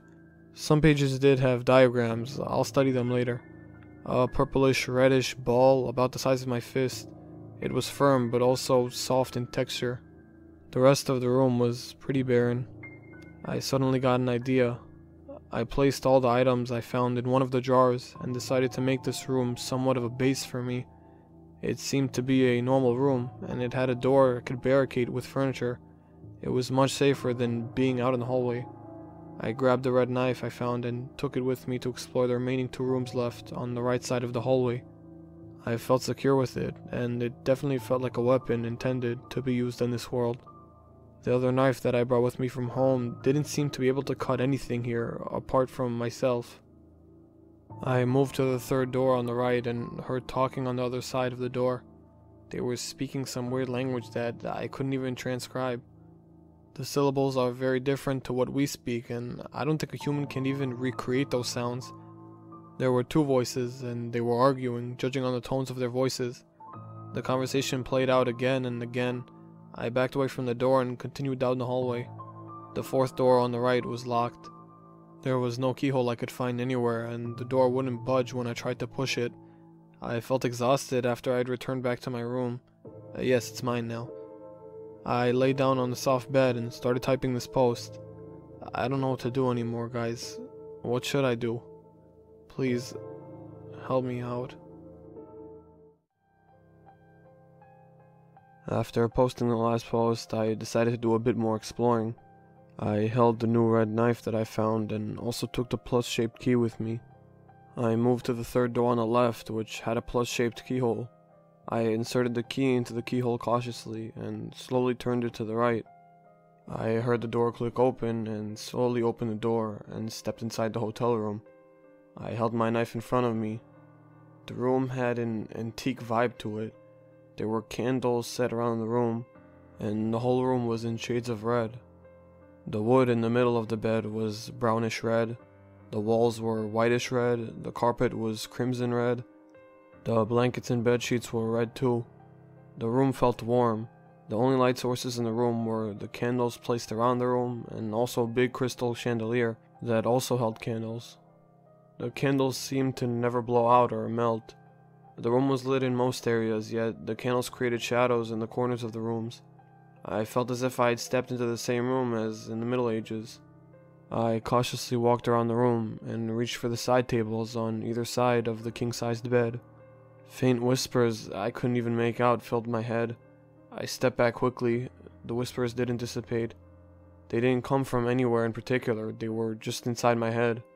The most unnerving thing about them was that I couldn't even make out a single word. The whispers seemed to be in English due to the faint syllables that I could hear. It was different from the whispers I had heard earlier. I steeled myself and stepped back into the room. The whispers increased, and it felt like my head was filled with static, like I was listening to hundreds of people whispering at the same time. It was driving me to the breaking point, but I continued to walk into the room. I opened the first drawer on the side table and found a red feather inside. I picked it up thinking it would be useful. My vision started to get blurry and I couldn't think straight because of the whispers. I just shouted, "Stop!" at the top of my voice. Everything went silent. The silence was euphoric, but it only lasted a few moments. I heard a low growl from outside in the hallway. I quickly ran to the door as I had left it open. I just closed it when suddenly I saw the creature that the roar belonged to. The creature was devoid of color. It had no color. I can't even describe it. The creature was the color of deep space. But even space has a color. It was the total absence of light.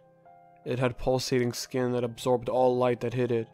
To my eyes, it seemed like a humanoid-shaped black spot. A total absence of matter. Kind of like a black hole. I was startled by its appearance and was a bit late in closing the door. It managed to put one of its limbs through the door just before I closed it shut. I tried to crush the creature's limbs with the door, but it felt like trying to crush concrete. I jabbed at the creature's limbs with the red knife I had found. The creature then howled. It was a unique sound, one that made the hairs on the back of my neck stand up. Thick black liquid oozed out of the creature's hands, although I couldn't see the cuts I had made. The creature pulled its arm out of the door gap, and I quickly shut the door. I locked it with a plus-shaped key and moved the chair in front of it. The creature continued to howl. I covered my ears with my hands to block out the migraine-inducing sound, but I could still hear it.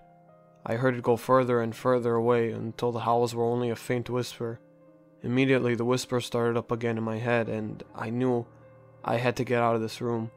I took the feather I had found with me, and also picked up a red handbag I had found on one of the couches to store all my stuff in. I held out my knife in front of me and stepped towards the door to venture out into the hallway again, when I noticed a window in the room. The window was wide open. The reddish-purplish sky matched with the tone of the room so well that I nearly didn't see it. Unlike every window in this place, the window wasn't sealed shut. I looked out the window and noticed that I was on ground level. I moved back from the window and the world I saw outside the window changed faster than the blink of an eye. Once again, I saw the sky, and it signified that I was at least 10 stories up. I moved closer to the window and looked out, and once again I was on ground level. I could easily climb out of the window and get out of this building. At least that's what it seemed like. I knew it was impossible that the room was on ground level. After all, every other window that I had looked out of showed that I was very high up. But this open window showed the complete opposite. I decided to test the window before I jumped out of it. I picked the red feather, as it seemed like the most useless of all the items I had gathered, and dropped it out the window. It landed on the ground and didn't fall down 10 stories, just like my eyes showed me. But then, why does it look like I'm high up when I look at the window from far away? I chalked it up to the general weirdness of this world. Nothing works the same here. Maybe it's possible for this to occur here. Or maybe my eyes are just fooling me. Maybe I'm not seeing things right. After all, the human eye isn't really adapted to seeing in this world. That would also explain why I couldn't see the color of the creature, just like we can't see much of the electromagnetic spectrum. Maybe we can't see matter in this world correctly. This could also explain why the hallway is so dark at the end, why my torch can't illuminate the hallway. The window is my only way of escaping this building and redoing the elevator ritual. Perhaps it'll take me back to Earth. Is the window a risk worth taking? I read all your comments from my last post and saw that pretty much everyone was telling me not to leave from the window. However, I believe that it is my only exit. Nonetheless, I looked around the hallways and the 3 rooms that I could access, and after thinking over it for a long time, I decided that I needed to get out that window. I armed myself with the red knife that I found, and also took the journal that I found in the bedroom with me. It may come in handy. I put my leg over the leg of the window and felt the ground. Yes, the ground was there.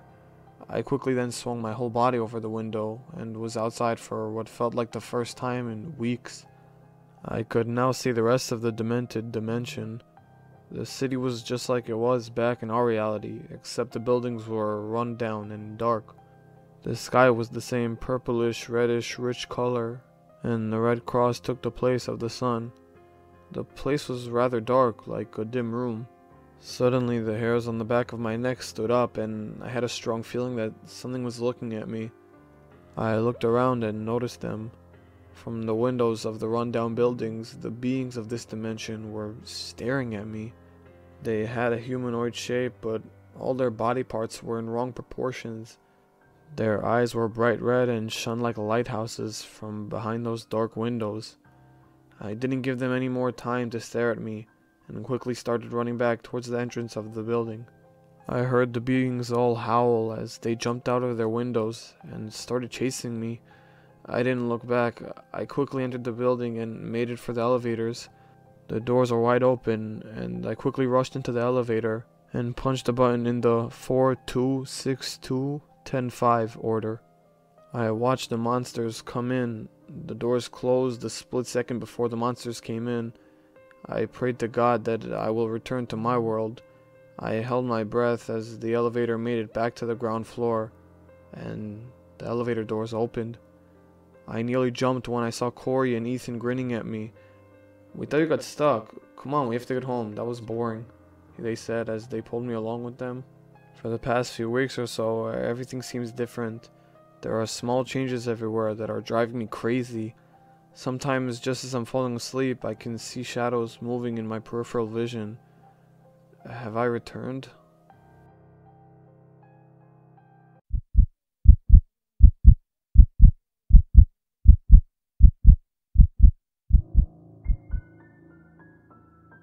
It started out when I was 18 years old. I'm 25 now. On my 18th birthday, while I was taking a walk with my parents, I saw the man on the street for the first time. My parents had stopped to exchange gossip with an elderly couple, and as I looked on ahead, I saw him. He looked like someone that slept on park benches and probably hadn't had anything going his way for most of his life. He was holding out an ice cream cone, offering it to me. I grew up in the height of the stranger danger ad campaigns, and naturally they had become a part of my mental procedure in dealing with these situations.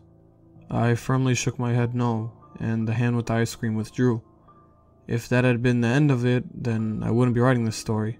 I would have just dismissed it as a stranger and unusual encounter, the likes of which happen to random people all the time. But the next day, he was back. Again, holding an ice cream and looking as shabby as ever. And the next day, and the next, and the next. Each day I softly mumbled and complained about it to my parents, but make no mistake, every time I looked out into the street, he would be there, staring back at me, holding out an ice cream almost like a peace offering, day after day, every day.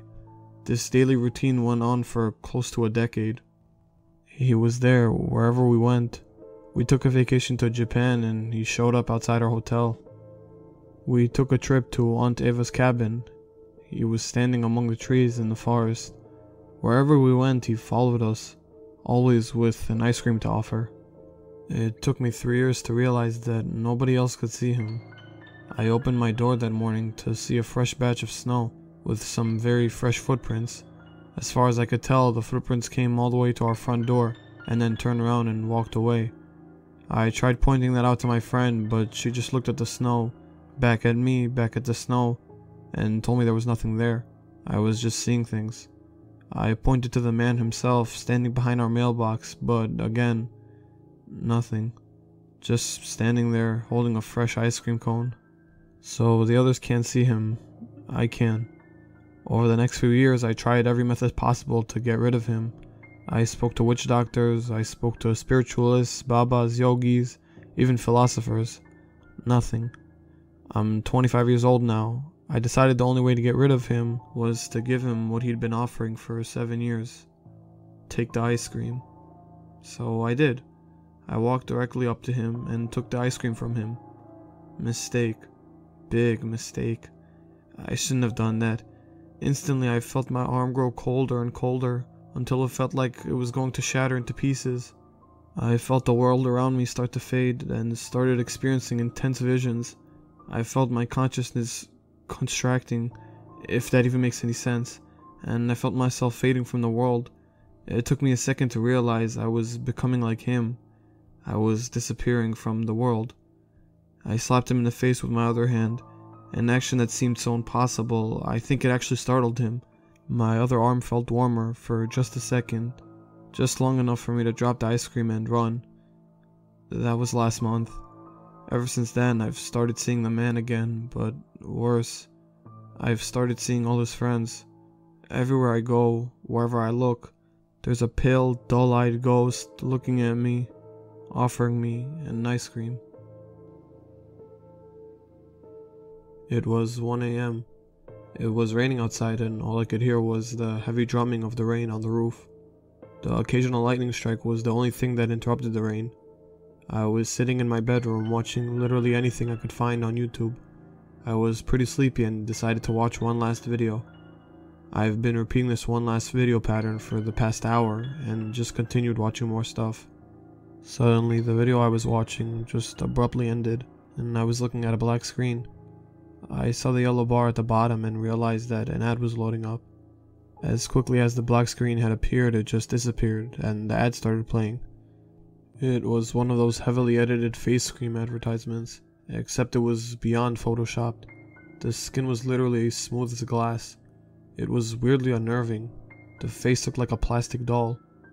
Before I had to watch any more of that weird ad, my laptop crashed. It froze on the close-up of a literal plastic face, and then the screen went black. I closed the lid of my laptop a little too aggressively and set it down on my bedside table. Enough YouTube for today. I rolled around a bit in bed, thinking about the ad and cringing internally. For a while I laid awake contemplating my life choices, until my thoughts got mixed up and sleep took over. In the morning I woke up covered in a cold sweat. I was scared and my heart was racing. I had woken up from a nightmare, but I couldn't remember it at all. Vague memories of the nightmare slowly faded away from my memory, and I struggled to recall anything except for one thing: faceless people. I got out of bed and started to get ready for work.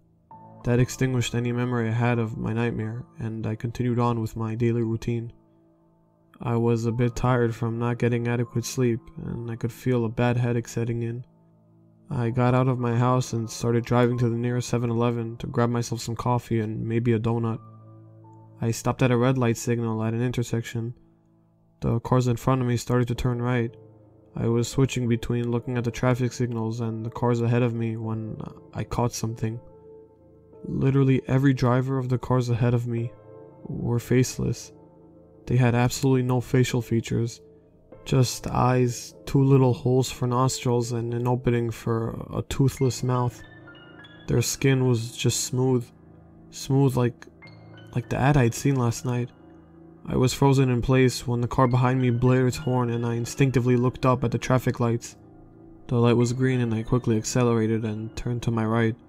After a bit, I pulled over into a 7-Eleven. I could not process what I had just seen. Was I just tired and seeing things? I rubbed my eyes as if that would fix the problem and got out of the car to get myself some coffee. I wasn't going to let some hallucination just ruin my day. It was probably just a combination of the sun shining right into my eyes and my tired mind. I pushed it all to the back of my head and just walked into the store. When I walked in, the first person that my eyes fell on was the cashier. He had no facial features, like someone erased everything. He had 2 openings for eyes. By openings, I mean like, imagine cutting out eyes on a skin-colored paper and then looking at someone looking through them. That's exactly how it looked like. His nose again was just 2 small openings. His mouth was the worst. It was a gaping hole in his face. The mouth was slightly open in a smile and it was reddish dark inside, like it was filled with blood or something. His skin was as smooth as plastic. The cashier looked at me and my scream caught in my throat. A whimper came out of my mouth and I stumbled backwards and fell. My head bounced on the marble floor and dull pain echoed through my head. I lifted my head and saw the cashier rushing over towards me. I crawled backwards as my eyes started tearing up from the pain. My vision got blurry when I struggled to my feet and started running out. My legs felt rubbery and unstable. I tripped a couple of times before I got into my car and slammed the door shut. My hands were shaking so hard I couldn't even put my keys in the ignition. The cashier stared at me from inside the store, his flat, featureless face pressed against the glass. I was literally hyperventilating. I drove back home and nearly crashed my car twice. I jumped every time I saw a driver inside a car. They all had the same featureless face. I started crying uncontrollably when I came home. I parked my car and started running up the driveway to my front door. My neighbor who was watering his garden looked up at me and he was faceless as well. It took me a long time to get my keys in the keyhole because of my shaking hands. My hands were so sweaty I couldn't get a grip on the keys. My neighbor had no mercy and he continued staring at me. As soon as I got up to my house, I ran up to my bedroom and locked the door. I collapsed on my bed and started having a panic attack. Some low chanting outside my house interrupted me while I was breaking down. I rushed over to my window and saw hundreds of them circled around my house. They were all staring at me and saying something. I strained my ears to listen to what they were saying. Buy our face cream for beautiful, smooth skin. They are coming closer and closer. I can hear them knocking on my door now. Please, help me.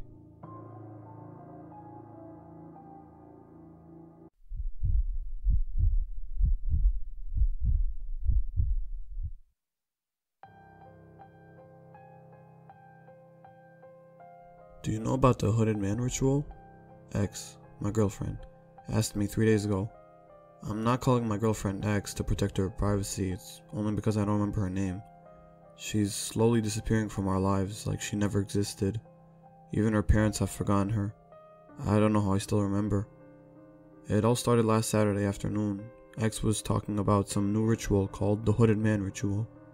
I don't remember her too well, but I do know she was really into rituals and horror stuff. She would always talk about urban legends and rituals and even did some of them. I remember doing the Midnight Man ritual with her. On the other hand, I'm the complete opposite. I don't really believe in the other world. I just played along with her just like she supported my interests. And well, I used to be a skeptic. My girlfriend literally disappeared after that day.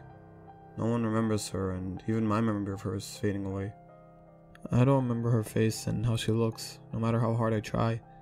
I can only feel her missing existence, like a vital part of my body has gone missing. My memory only allows me to trace it back to that afternoon she talked about the hooded man ritual. I've asked all my other friends about her, and they don't remember her. I got made fun of. Even her parents don't remember her. Over the days, I'm losing more and more of her. I don't want to lose her, and I've decided that the only way I can save her is to go to that stupid ritual. I might be able to bring her back. In the hooded man ritual, you basically call for a cab with 2 black cords at night. Once you are done dialing the number and following the steps, you can open your curtains and you may see the sky has changed a bit, but also a black cab right outside your house.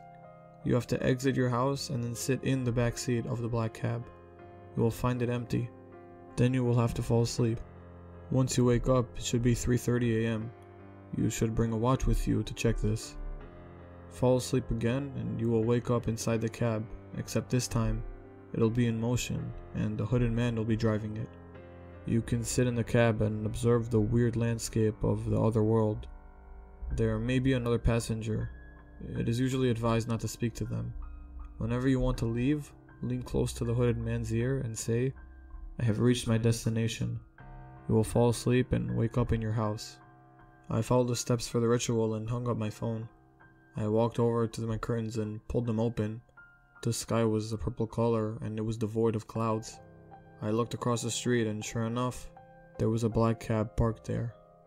After a bit of internal fighting with myself, I put the old-fashioned silver watch I got from my dad on my wrist.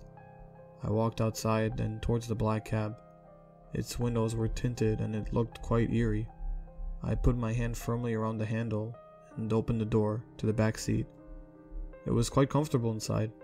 The seats were light leather colored and were very comfortable. I closed the door behind me and fell asleep in no time.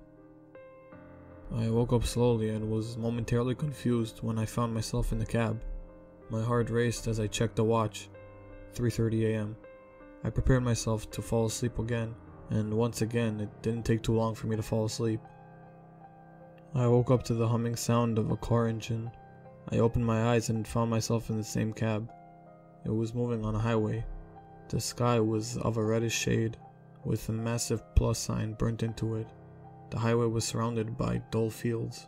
I nearly had a heart attack when I noticed a hooded man was driving the car.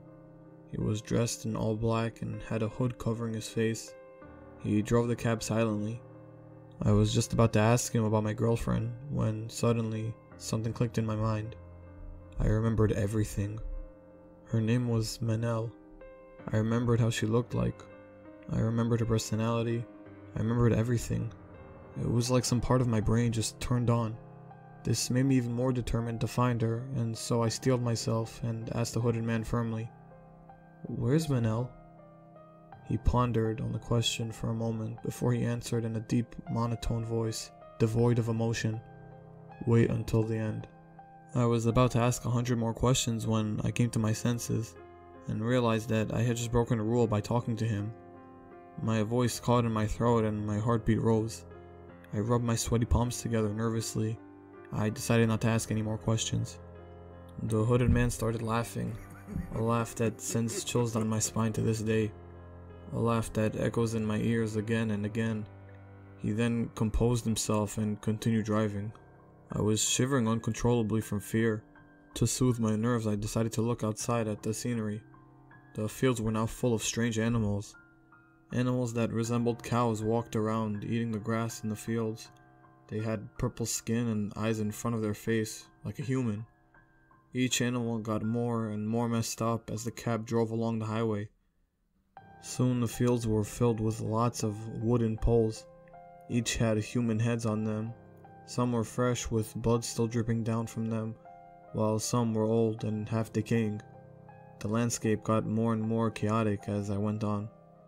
Soon the heads disappeared and the highway went into a forest. I saw people pinned to trees and being mutilated by hooded figures. They were all under various forms of torture, and their mouths were twisted into screams. The trees were all black and dead, like they had been burnt. I saw one man with the skin from his face being peeled off. I could see the flesh underneath. His eyes were wide open. His mouth was in a form of a scream. He was pinned to the tree with large metal nails at his shoulders. He kicked his legs around like crazy. I grew more and more uneasy and disturbed. My mind could not make sense of some of the things I was seeing. I remembered that the ritual outlined that if I wanted to leave, all I had to do was tell the hooded man. Then my goal came to mind and I put myself together. I had to find her. Suddenly the cab came to a stop. The door opened and a tall woman stepped into the cab. The tall woman sat right next to me. I tried not to look at her, like the rules stated, but I could see her in my peripheral vision. She was wearing a bright yellow raincoat that was stained with red drops. I looked outside and sure enough, it was raining blood. The taxi got going again, and the woman next to me leaned close to my ear and spoke. "Are you looking for her?" The hooded man laughed his creepy, chill-inducing laugh again. I started to feel extremely unsafe and nauseous. The cab started driving again and it was all silent in the cab. The blood ran heavier and heavier until the windows were tinted red. The landscape grew more and more horrific. There was a bridge next to the highway. Hooded figures dropped hurt and mutilated people off the bridge. Under the bridge was a river of hot magma. The people that were dropped there literally melted in with the magma. Their skin turned into liquid and darkened until it was the same color as the magma. We passed the bridge and came across an even more horrific scene. People were being stitched up alive by hooded figures. Their arms and legs were swapped. We continued passing through these horrible scenes, but what came next will disturb me even more. It's hard to describe. You know how we move around in a 3D world and our 3D? These creatures were 4D. I was transfixed by their appearance when I suddenly heard a shrill scream. It was my own. I looked away and closed my mouth. My head started spinning and I felt like I was about to faint. I closed my eyes for a moment. I woke up in the cold asphalt of the highway, my hazy mind starting to clear. I saw the cab far in the distance. They had just left me here. Maybe I shouldn't have talked to the hooded man. Maybe I should have been patient and waited until the cab stopped at least. Now I'm here, alone, in this hellish world. The large red sun was setting in front of me. Soon it will be night. If daytime was bad here, night would be even worse. I moved off the highway and started walking towards what looked like a small village in the distance. I had to get there to shelter immediately. I walked and walked, but the lights of the village never grew closer. The large field that I was walking on was endless, and it felt like I was on a loop. The sky grew more and more dark, but the village never got closer. I stopped myself and sat down in the middle of the field. I felt exposed and vulnerable there, but there was nothing I could do. The village was just an illusion. I quickly turned back to get back to the highway. I ran and ran, but the highway never came close. Feeling hopeless, I collapsed back on the field. The sky was now dark, and a blood-red moon shone in the sky. I heard high-pitched guttural moans around me. Vulture-like birds were encircling me high in the sky. I looked around and saw several dark figures emerging from either side. The air grew foggy and cold. Combined with the dark, I could barely see a meter in front of me. My blood ran cold as I heard the dragging sounds in either direction of me. I started running blindly. I tripped on an unknown object and fell hard on the ground. I felt a sharp stinging pain in my abdomen. Instinctually, I put my hand there and felt a warm, sticky substance. It was blood. I felt around more and felt a hard rock embedded in my abdomen. I pulled hard on it until it came out. The relief was amazing as all the pressure was released. I lay there heaving for a bit, unable to move. I realized too late that I had made a mistake. Blood poured out of my wound like a waterfall, and my vision grew cloudy. I took off my shirt quickly and wrapped it around my abdomen. I started to get black spots in my vision, and I felt extremely dizzy. I hoped I hadn't lost too much blood. I didn't want to die here. Suddenly I felt a cold icy grip on my shoulder. I turned around and came face to face with a horrible monster. It resembled the Grim Reaper. It was wearing a heavy dark hood and had a scythe in one hand. The metal of the scythe glinted in the moon and had dark red stains of blood on the blade. It had a disfigured and bloody face. To this day, its face is etched in my mind, and I start having a panic attack every time I remember it. The being picked me up and looked at me up and down. Soon more of them appeared from the fog. They started talking in a different language. Their voices were deep and heavy. They discussed for a while before a hooded man appeared from the fog. The Grim Reaper-like creatures immediately backed off. I recognized the hooded man as the one from the taxi and cried in relief. "Leave him," the hooded man spoke in a flat voice.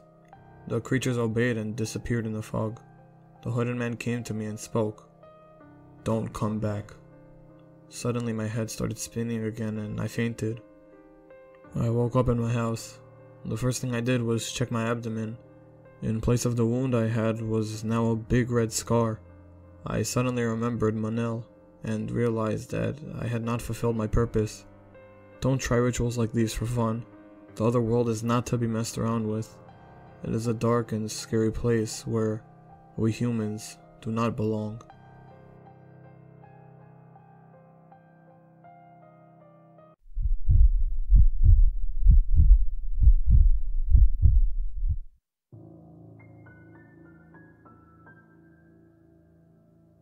I experience sleep paralysis. I wake up in the middle of the night, paralyzed, and see stuff in my room.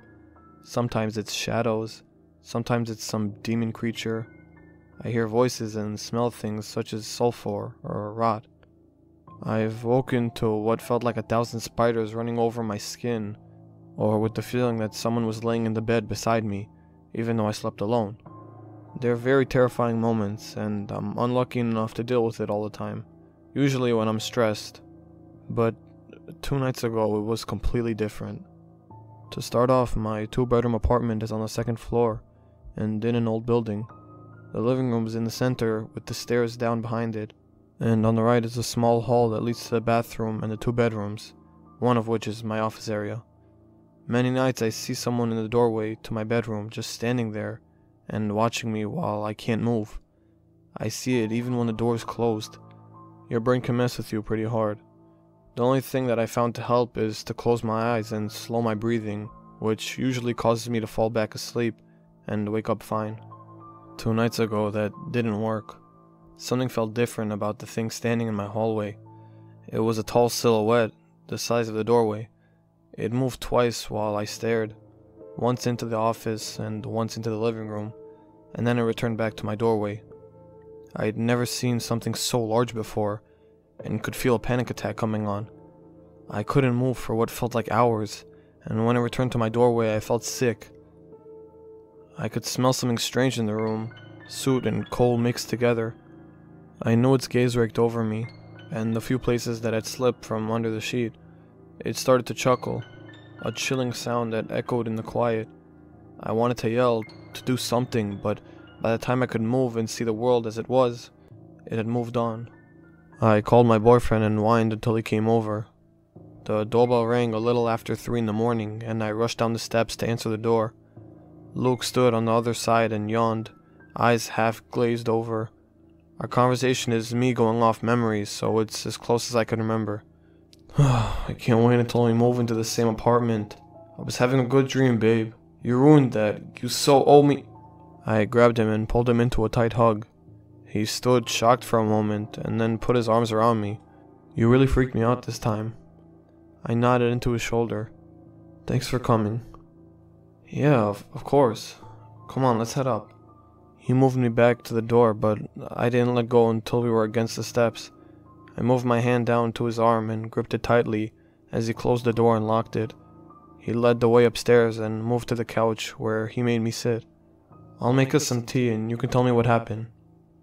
You don't have to, I started to say, but he placed a finger on my lips and shushed me. Tea, and then we can talk. No arguing. You dragged me over here in the middle of the night, so I call the shots. I gave a huff and crossed my arms as he left for the kitchen.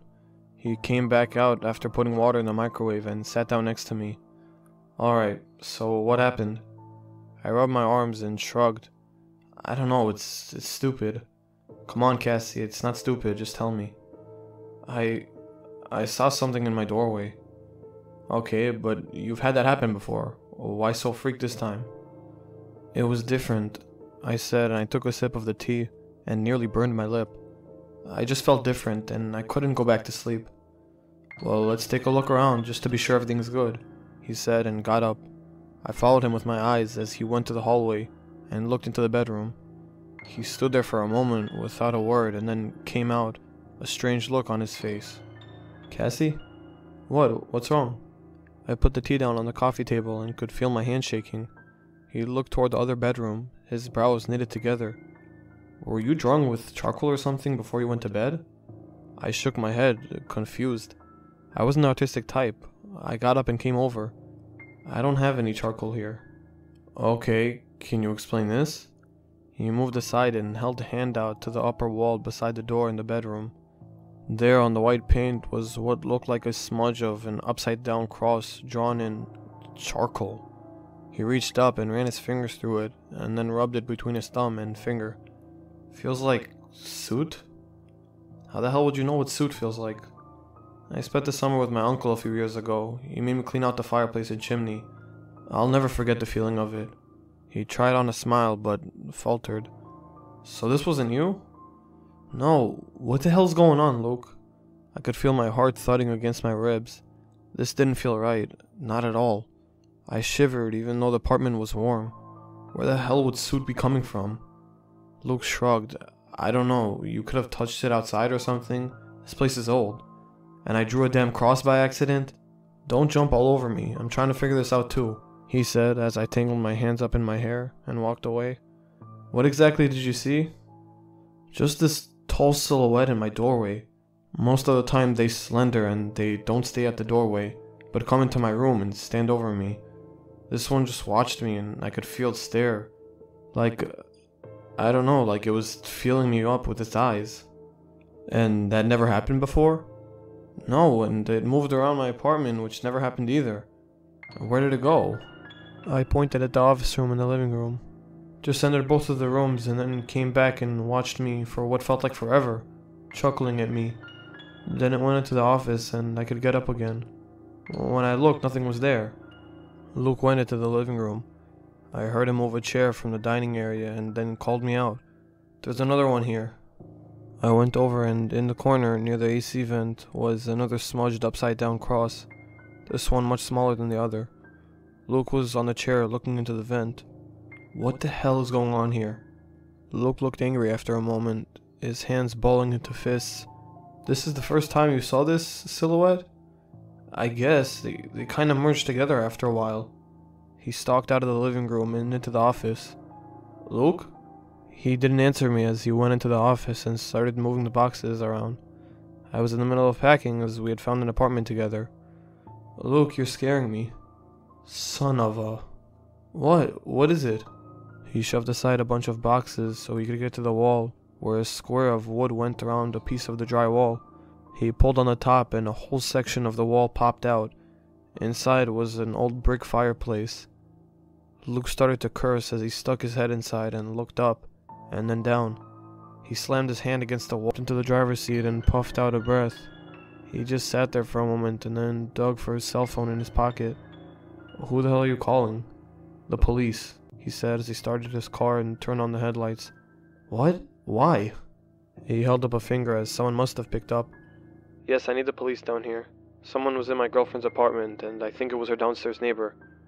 Yes, I'll stay on the line. He gave them my address and then looked over at me. I couldn't breathe and my mouth was dry. He reached out and rubbed my shoulder. It's gonna be alright.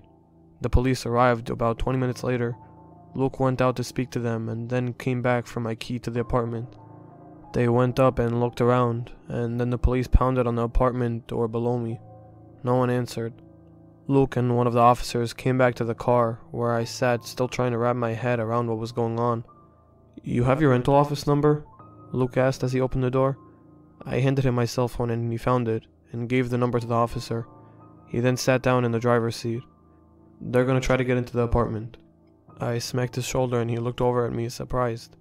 Why are you not telling me anything? He cocked his head and then shrugged. Sorry, I kinda freaked out. You're freaked out? What about me? What's going on? He turned to me as much as he could in the car. That wasn't your imagination. Someone was in your apartment. I felt sick and shook my head. No, that doesn't make sense. I made sure the door was locked. I didn't have any windows open. No, whoever it was came through the chimney. The marks of soot was them trying to clean up after themselves. Luke sighed and looked out the window shield. Someone was in your vents, and I think they knew you were moving out soon, and didn't want whatever it was to be found. I stared wide-eyed. What do you mean? What would be in the vents? He shrugged. Cameras is my guess. He swallowed hard. Look, I know this is uncomfortable, but during your sleep paralysis, did any of the shadows or silhouettes do anything to you? My breath caught. There were times when I felt like the silhouettes were filling me up, rubbing my chest and stuff, but I chalked it up to just normal pressure that most people feel during sleep paralysis. Now I wasn't so sure. This makes no sense. We'll know more once the police talk to them. This could be just me overthinking it. BS, I said, and hoped he was just overthinking it. Of course he wasn't. The police got into the downstairs apartment and found a bunch of computers and electronic equipment. Apparently, there were cameras all over my apartment at one point, filming me, filming us, filming the silhouette touching me in my bed while I slept. Now there are a bunch of videos of me nude in some nerd cop's computer who was using it to look for evidence, and they still don't have the guy. Although they're fairly sure the guy was uploading the videos to, I think they call it the dark web or some other stupid name. So yeah, it's out there on the net now. The guy must have gotten spooked or something and disappeared. I'm staying at Luke's place until our leases are up and we can move into a place together. Somewhere without fireplaces.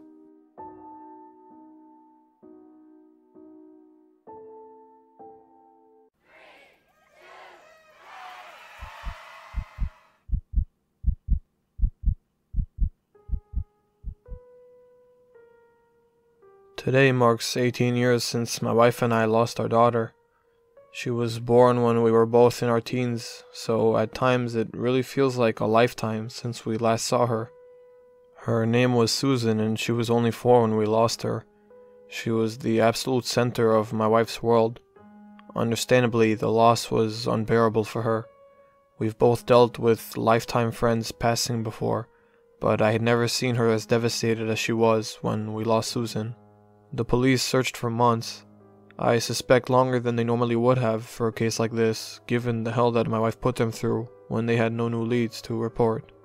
Eventually they stopped actively searching for Susan, and in one way or another told us that she could still be alive out there, but to start to cope with the fact that we'll probably be living our lives without her. After using up all the time she was allotted away from work, Sarah, my wife, eventually lost her job. She spent her time hauled up in the room where we kept Susan's crib, sometimes clutching some of her old toys. Her favorite had always been this little red fire truck that would flash when a button on the back was pressed. The batteries have since died, so I'm not sure if it works anymore. I always felt a little guilty for the sense of empathy that I felt towards it all. Maybe it's just the way that I cope, maybe it's just a personal trait, who knows. Every time the new year comes around, Sarah seems to fall into a minor bout of depression, considering the news she received on that day years ago. For most, the 1st of January is a reminder that the new year is something to look forward to, a time to learn from the mistakes of the previous year, and a time to start fresh where it's needed. For Sarah, the occasion of the holiday seems to just bring the terrible memory back all the more intensely. This year was a bit different, to say the least. My head is still spinning while I try to wrap my mind around everything. I really needed to tell someone what happened in order to work through it, and I couldn't share it with my wife, so here I am. The day started like any other, January 1st. My wife stumbled into Susan's old room while I started preparing the best breakfast I know how to make to try to do anything to cheer her up. The first strange event of the day occurred when I went to check the mail and found a single envelope in our mailbox. "We don't get mail today, sweetie. Close the door, it's freezing," I heard coming from inside. "You know that I always forget that. That's what you get for marrying an idiot. Must have missed something from yesterday. Just leave it on the table or something. Only thing we get in the mail that I care about is bills, and I sure as hell don't feel like dealing with that today." I threw the envelope on our little round kitchen table, and my wife went upstairs to get a shower. I poured some coffee for myself, and after setting it down on the coffee table, slumped down into our couch, and went about my morning tradition of finding a TV channel that wasn't playing something completely stupid. It took all of 5 minutes of scrolling through the seemingly endless directory of channels before I felt compelled to check the envelope. Although we're not scraping by any means, I've always been pretty paranoid about money, and if it was a bill, I'd need to know how much money we'd be coughing up. I think the paranoia may come from the financial hell that followed my wife losing her job after we lost Susan. I grabbed the envelope and paused before instinctively ripping it open. Our address or return address were nowhere to be found on the envelope. It was completely blank except for words, "To you," written sloppily on the front in the center. I resumed opening the envelope, now more out of curiosity and less of financial concern. I'm hoping my wife didn't hear the gasp I let out, reading the contents of that letter. On notebook paper that looked decades old was written, "Happy Death Day to me, Happy Death Day to me, Happy Death Day dear Susan, Happy Death Day to me." After sitting stunned for several minutes and a bit weirded out that I had read the letter in my mind with the familiar tune that was supposed to invoke happiness, I quickly ripped the letter into several pieces and rushed it into our trash can outside by the curb. I heard Sarah turn off the shower, and there was no way in hell I was going to let her see it. I had trouble fathoming how cruel someone would have to be to play this kind of joke on a family that just lost their child. And who the hell would even be able to? Only very immediate family and a couple of close friends knew that we lost Susan. A few minutes later, Sarah descended the stairs and joined in my pursuit to find a TV channel worth watching. We always joked about how it was time to get rid of cable, but never seemed to find the initiative to follow through with our plan. We sat in silence once we landed on a channel playing some crime show. Sarah loved those. All that was swimming through my head was the letter and about a million other questions. As the day progressed, the letter worried me less and less. Sarah and I planned a wonderful dinner that we were going to prepare together. We picked out a movie to watch, and I had grabbed a gift for her at the local jewelry store to give her after. I wanted to make the day special for her, and she really didn't seem as despondent as previous years. I think she was finally beginning to come to peace with what had happened. Better late than never, I guess. Midway through preparing our meal, the phone that we kept on the kitchen counter began to ring. I asked Sarah to answer it while I continued working on breading the chicken that we were making. Okay, but try not to ruin the meal. Haha, very funny. Hello? The phone was just loud enough for me to make out what my wife was hearing. The last song in the world I wanted to be reminded of. Must be the wrong number. It's neither of our birthdays today. Unless you've been lying about yours this whole time, she said, hanging up the phone. I tried my best to force a laugh. The meal was a success, and Sarah loved her gift. Our movie ran pretty late, and we had finished the entire bottle of whatever wine Sarah had picked up on her way home from work yesterday. We decided to head to bed early because we both need to be up pretty early for work tomorrow. Sarah made her way up the stairs, and I worked my way around the house, making sure that our doors were locked and any lights were turned off. As I went to turn off the light over the kitchen sink, I glanced through the window and something caught my eye in our backyard. We have giant shrubs near the back of our property. They had lost all their leaves because of the season, and I saw through just enough to realize that there was something behind them. Being the paranoid guy that I am, I knew that I had to investigate before my brain would let me go to sleep. I threw on the closest pair of shoes that I could find and grabbed my phone to use as a flashlight. As I got closer to the shrubs, a pang of nervousness shot through my body. I momentarily thought of turning back, but convinced myself otherwise. I forced one foot in front of the other until I reached the shrubs. Behind them, I found a little red fire truck with a bundle of about 5 balloons floating above it, tied to the center of the toy. Plastered on one of the balloons was a note. I struggled to force myself to get closer to the toy. When I bent down and grabbed the note, it read, "Did you get my letter? I've started to like it down here." It was written in that same familiar sloppy handwriting that I recognized from earlier. I was nearly knocked over with either guilt or terror or nervousness, or all three of those. I was back inside before my brain caught up to what my legs were doing, and now here I am. I guess I can't find closure if I'm not honest. Where else would I be honest but here? I had to do it. The constant crying and whining was too much. We were spending so much money on toys, clothes, pre-K schooling, and whatever the hell else. My wife spent all day obsessed with the thing. I couldn't take it. It was a strain on our relationship and a damn mistake. A mistake I tried to fix. Apparently after what's happened today, one I failed to fix. But I had to try. Judge me in whatever way you wish. I'm my own harshest critic most of the time anyway. I had to do it. Hell, it's taking her a while to get over it, but I think even Sarah would eventually come to thank me if she knew.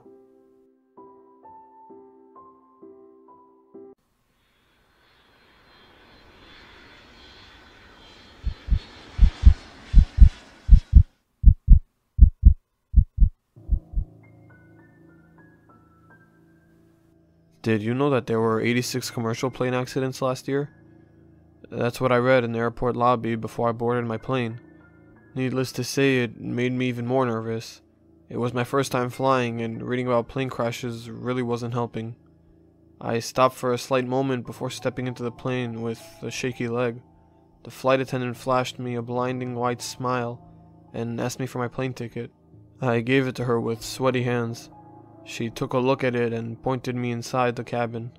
My nerves filled my legs with jittery energy, and the crammed cabin did not help that. I found my seat, and thankfully it was a window seat. I wiped the sweat off my forehead and looked around to make sure no one saw me. I didn't want anyone to laugh at me. I hurriedly sat down on my seat and took deep breaths. My chest rose and fell, but my heart continued beating relentlessly, and the sweat wouldn't stop forming on my forehead. The hum of the plane engines filled the atmosphere a couple of minutes later, and a lump formed in my throat as the plane accelerated. I could feel the pressure on my chest as the plane moved faster and faster. Just before the plane started to ascend, the front part of the plane went up and then fell again, causing a loud thud. I yelled as I heard the thud. A child behind me started to laugh before his mother shushed him. My face flushed red with embarrassment and I shut my eyes tightly. I sensed the plane going higher and higher as the pressure on my chest started to increase. My chest tightened and I was afraid the pressure was going to crush me. Nothing like that happened though, and the plane stopped descending after a couple of minutes and just started to fly forward.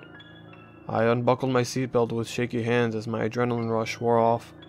The same flight attendant from earlier offered me a bottle and asked me if I was okay. I mumbled no and quickly took the bottle. I stared at the white clouds from the window as the plane continued to soar in the air. Soon it got boring and I was now more bored than nervous. Flying isn't so bad after all, I told myself as I started to look for a movie to watch on the screen in front of me. Instead, I opted out for some games and just played those instead on the remote. They weren't exactly exciting games, but they kept me entertained for the next 30 minutes. Soon enough, the lights in the cabin were turned off, and only dim blue lighting filled the cabin. Most people tried to go to sleep in the cramped seats. I decided to do the same as I wanted to just pass time.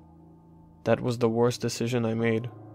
When I was just on the edge of sleep, I started to hear faint whispers in the cabin. My half-asleep mind didn't register them, and I fell asleep. That's the last thing I remember before I woke up. I woke up naturally a couple of hours later. I rubbed my tired eyes before looking around the cabin. It was completely empty. I blinked and rubbed my eyes again and again, looking around for anyone. The cabin was still dimly lit with the blue lights and it was completely empty, like everyone had just vanished. A pit formed in my stomach and my mouth suddenly went dry. I got out of my seat and started walking down the aisle, moving my head side to side to find someone. My fears were confirmed and there was no one in the cabin. I moved to the next area via the curtains and once again, the plane was empty. I checked the toilets as well and there was no one there. Maybe I slept through the landing, I thought as my mind tried to rationalize the situation. It's ironic how in the most stressful situations, our first priority is to rationalize the situation, to find an explanation. I went to a window and pulled up the plastic window cover. My heart skipped a beat as I saw the dark sky and the faint outlines of whiskey clouds. Chills ran up my spine as my observation started to register. I was all alone on a plane 10,000 meters up in the air. I started running quickly to the pilot's cabin. I ran past multiple cabins separated by curtains and the toilets. I ran and ran, but all I saw on the other side of the separating curtains was another cabin. I was sweating profusely. My heart was a scared rabbit trapped in my chest. No matter how far I ran, no matter how many cabins I crossed, I never reached the pilot's cabin. Every window showed the same dark sky and clouds. Every cabin was lit by the same dim blue lights. Every cabin had the small dark blue carpet. I collapsed in the middle of the aisle as I crossed my 30th seating cabin. I couldn't catch my breath. My clothes were wet with sweat, and the lump in my throat wouldn't go away. I needed to get out of this plane. Suddenly I heard a low hum, different from the hum of the plane engine. I strained my ears. It had a melody, a rhythm. It sounded serene and sad. I looked around and saw a woman sitting on a seat a couple of rows ahead of me. I could only see the back of her head. I got up and walked towards her, desperate for help. I stopped in my tracks when I saw what she was watching on her screen. It showed me behind her, like there was a camera behind me and it was streaming to her screen. She stopped humming and turned her head around slowly. Her face turned the blood in my veins into ice. She was the same flight attendant. Her eyes were bloodshot and her eyelids were missing. Her mouth was curled into a smile that spread from ear to ear. "Is there a problem, sir?" She spoke in her calm voice. I stumbled backwards and nearly fell over before running without looking back. I kept on running and running until I tripped over and crashed into a soft dark carpet.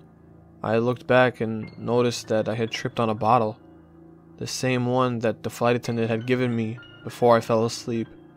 What does she want from me? I thought as I slowly got up and looked behind me for the first time. Thankfully, she had not followed me, and I was alone in the cabin. I looked around and pondered on what I should do. I had no way out. The curtain to the next cabin ahead of me fluttered and the hairs on the back of my neck stood up. The flight attendant came out from behind the curtain. "Is there a problem, sir?" I stuttered as I slowly backed away. I hit into a solid object. I turned around and came face to face with the same exact flight attendant again. "Is there a problem, sir?" I looked back and suddenly all the seats were full. They were all twins of the same flight attendant. "Is there a problem, sir? Is there a problem, sir?" Their voices echoed through the whole cabin. Their voices shook me to the very core. I ran to the next cabin quickly and noticed that that cabin too was filled with the flight attendants. I continued running until I found myself facing an exit door. The flight attendants were following me. I could hear the drumming of their footsteps. I quickly opened the heavy door by turning the wheel. I would rather jump off the plane than face them. The door opened and I suddenly sucked into the blackness of the sky. It was cold. The chill creeped into my bones and into my very soul. I continued falling into the dark sky through the clouds. I waited for my horrible death. I waited for the moment that I would hit the ground at my terminal velocity and break all the bones in my body. I waited for those short few moments of immense pain. I started to remember what happened before this predicament, how I'd gotten myself into this mess. The memory of me boarding the plane in my mind. I saw myself about to fall asleep and then suddenly, I find it hard to describe, but it's like I just jumped into that memory, like being sucked into it. I was back in my plane seat. My body was still cold and I could still feel the wind rushing in my hair as I fell. Slowly the feelings of me free-falling subsided and I could feel the cabin once again. I was transported back to the time just before I had fallen asleep. Needless to say, I did not fall asleep. A couple of fearful hours later, the plane had finally landed and I was ecstatic to feel the ground again. I had thought up until then that it was just a dream. It was just a nightmare induced by my fear of flying. However, what happened just as I departed from the plane makes me doubt that. The same flight attendant was standing at the door wishing us farewell as they departed. When I passed in front of her, she said something that makes chills run up my spine to this very day. "Is there a problem, sir?" I quickly ran out of the flight and pushed past everyone. I safely got home and I wouldn't be typing up this story just because of the scary flight though. I am posting this because I need help. I saw the flight attendant again today. She's right outside my window. I can't escape my room. No matter how many times I pass through the door, it always leads back again into my bedroom. She has been staring at me as I type this post. I don't think my window can hold her back any longer.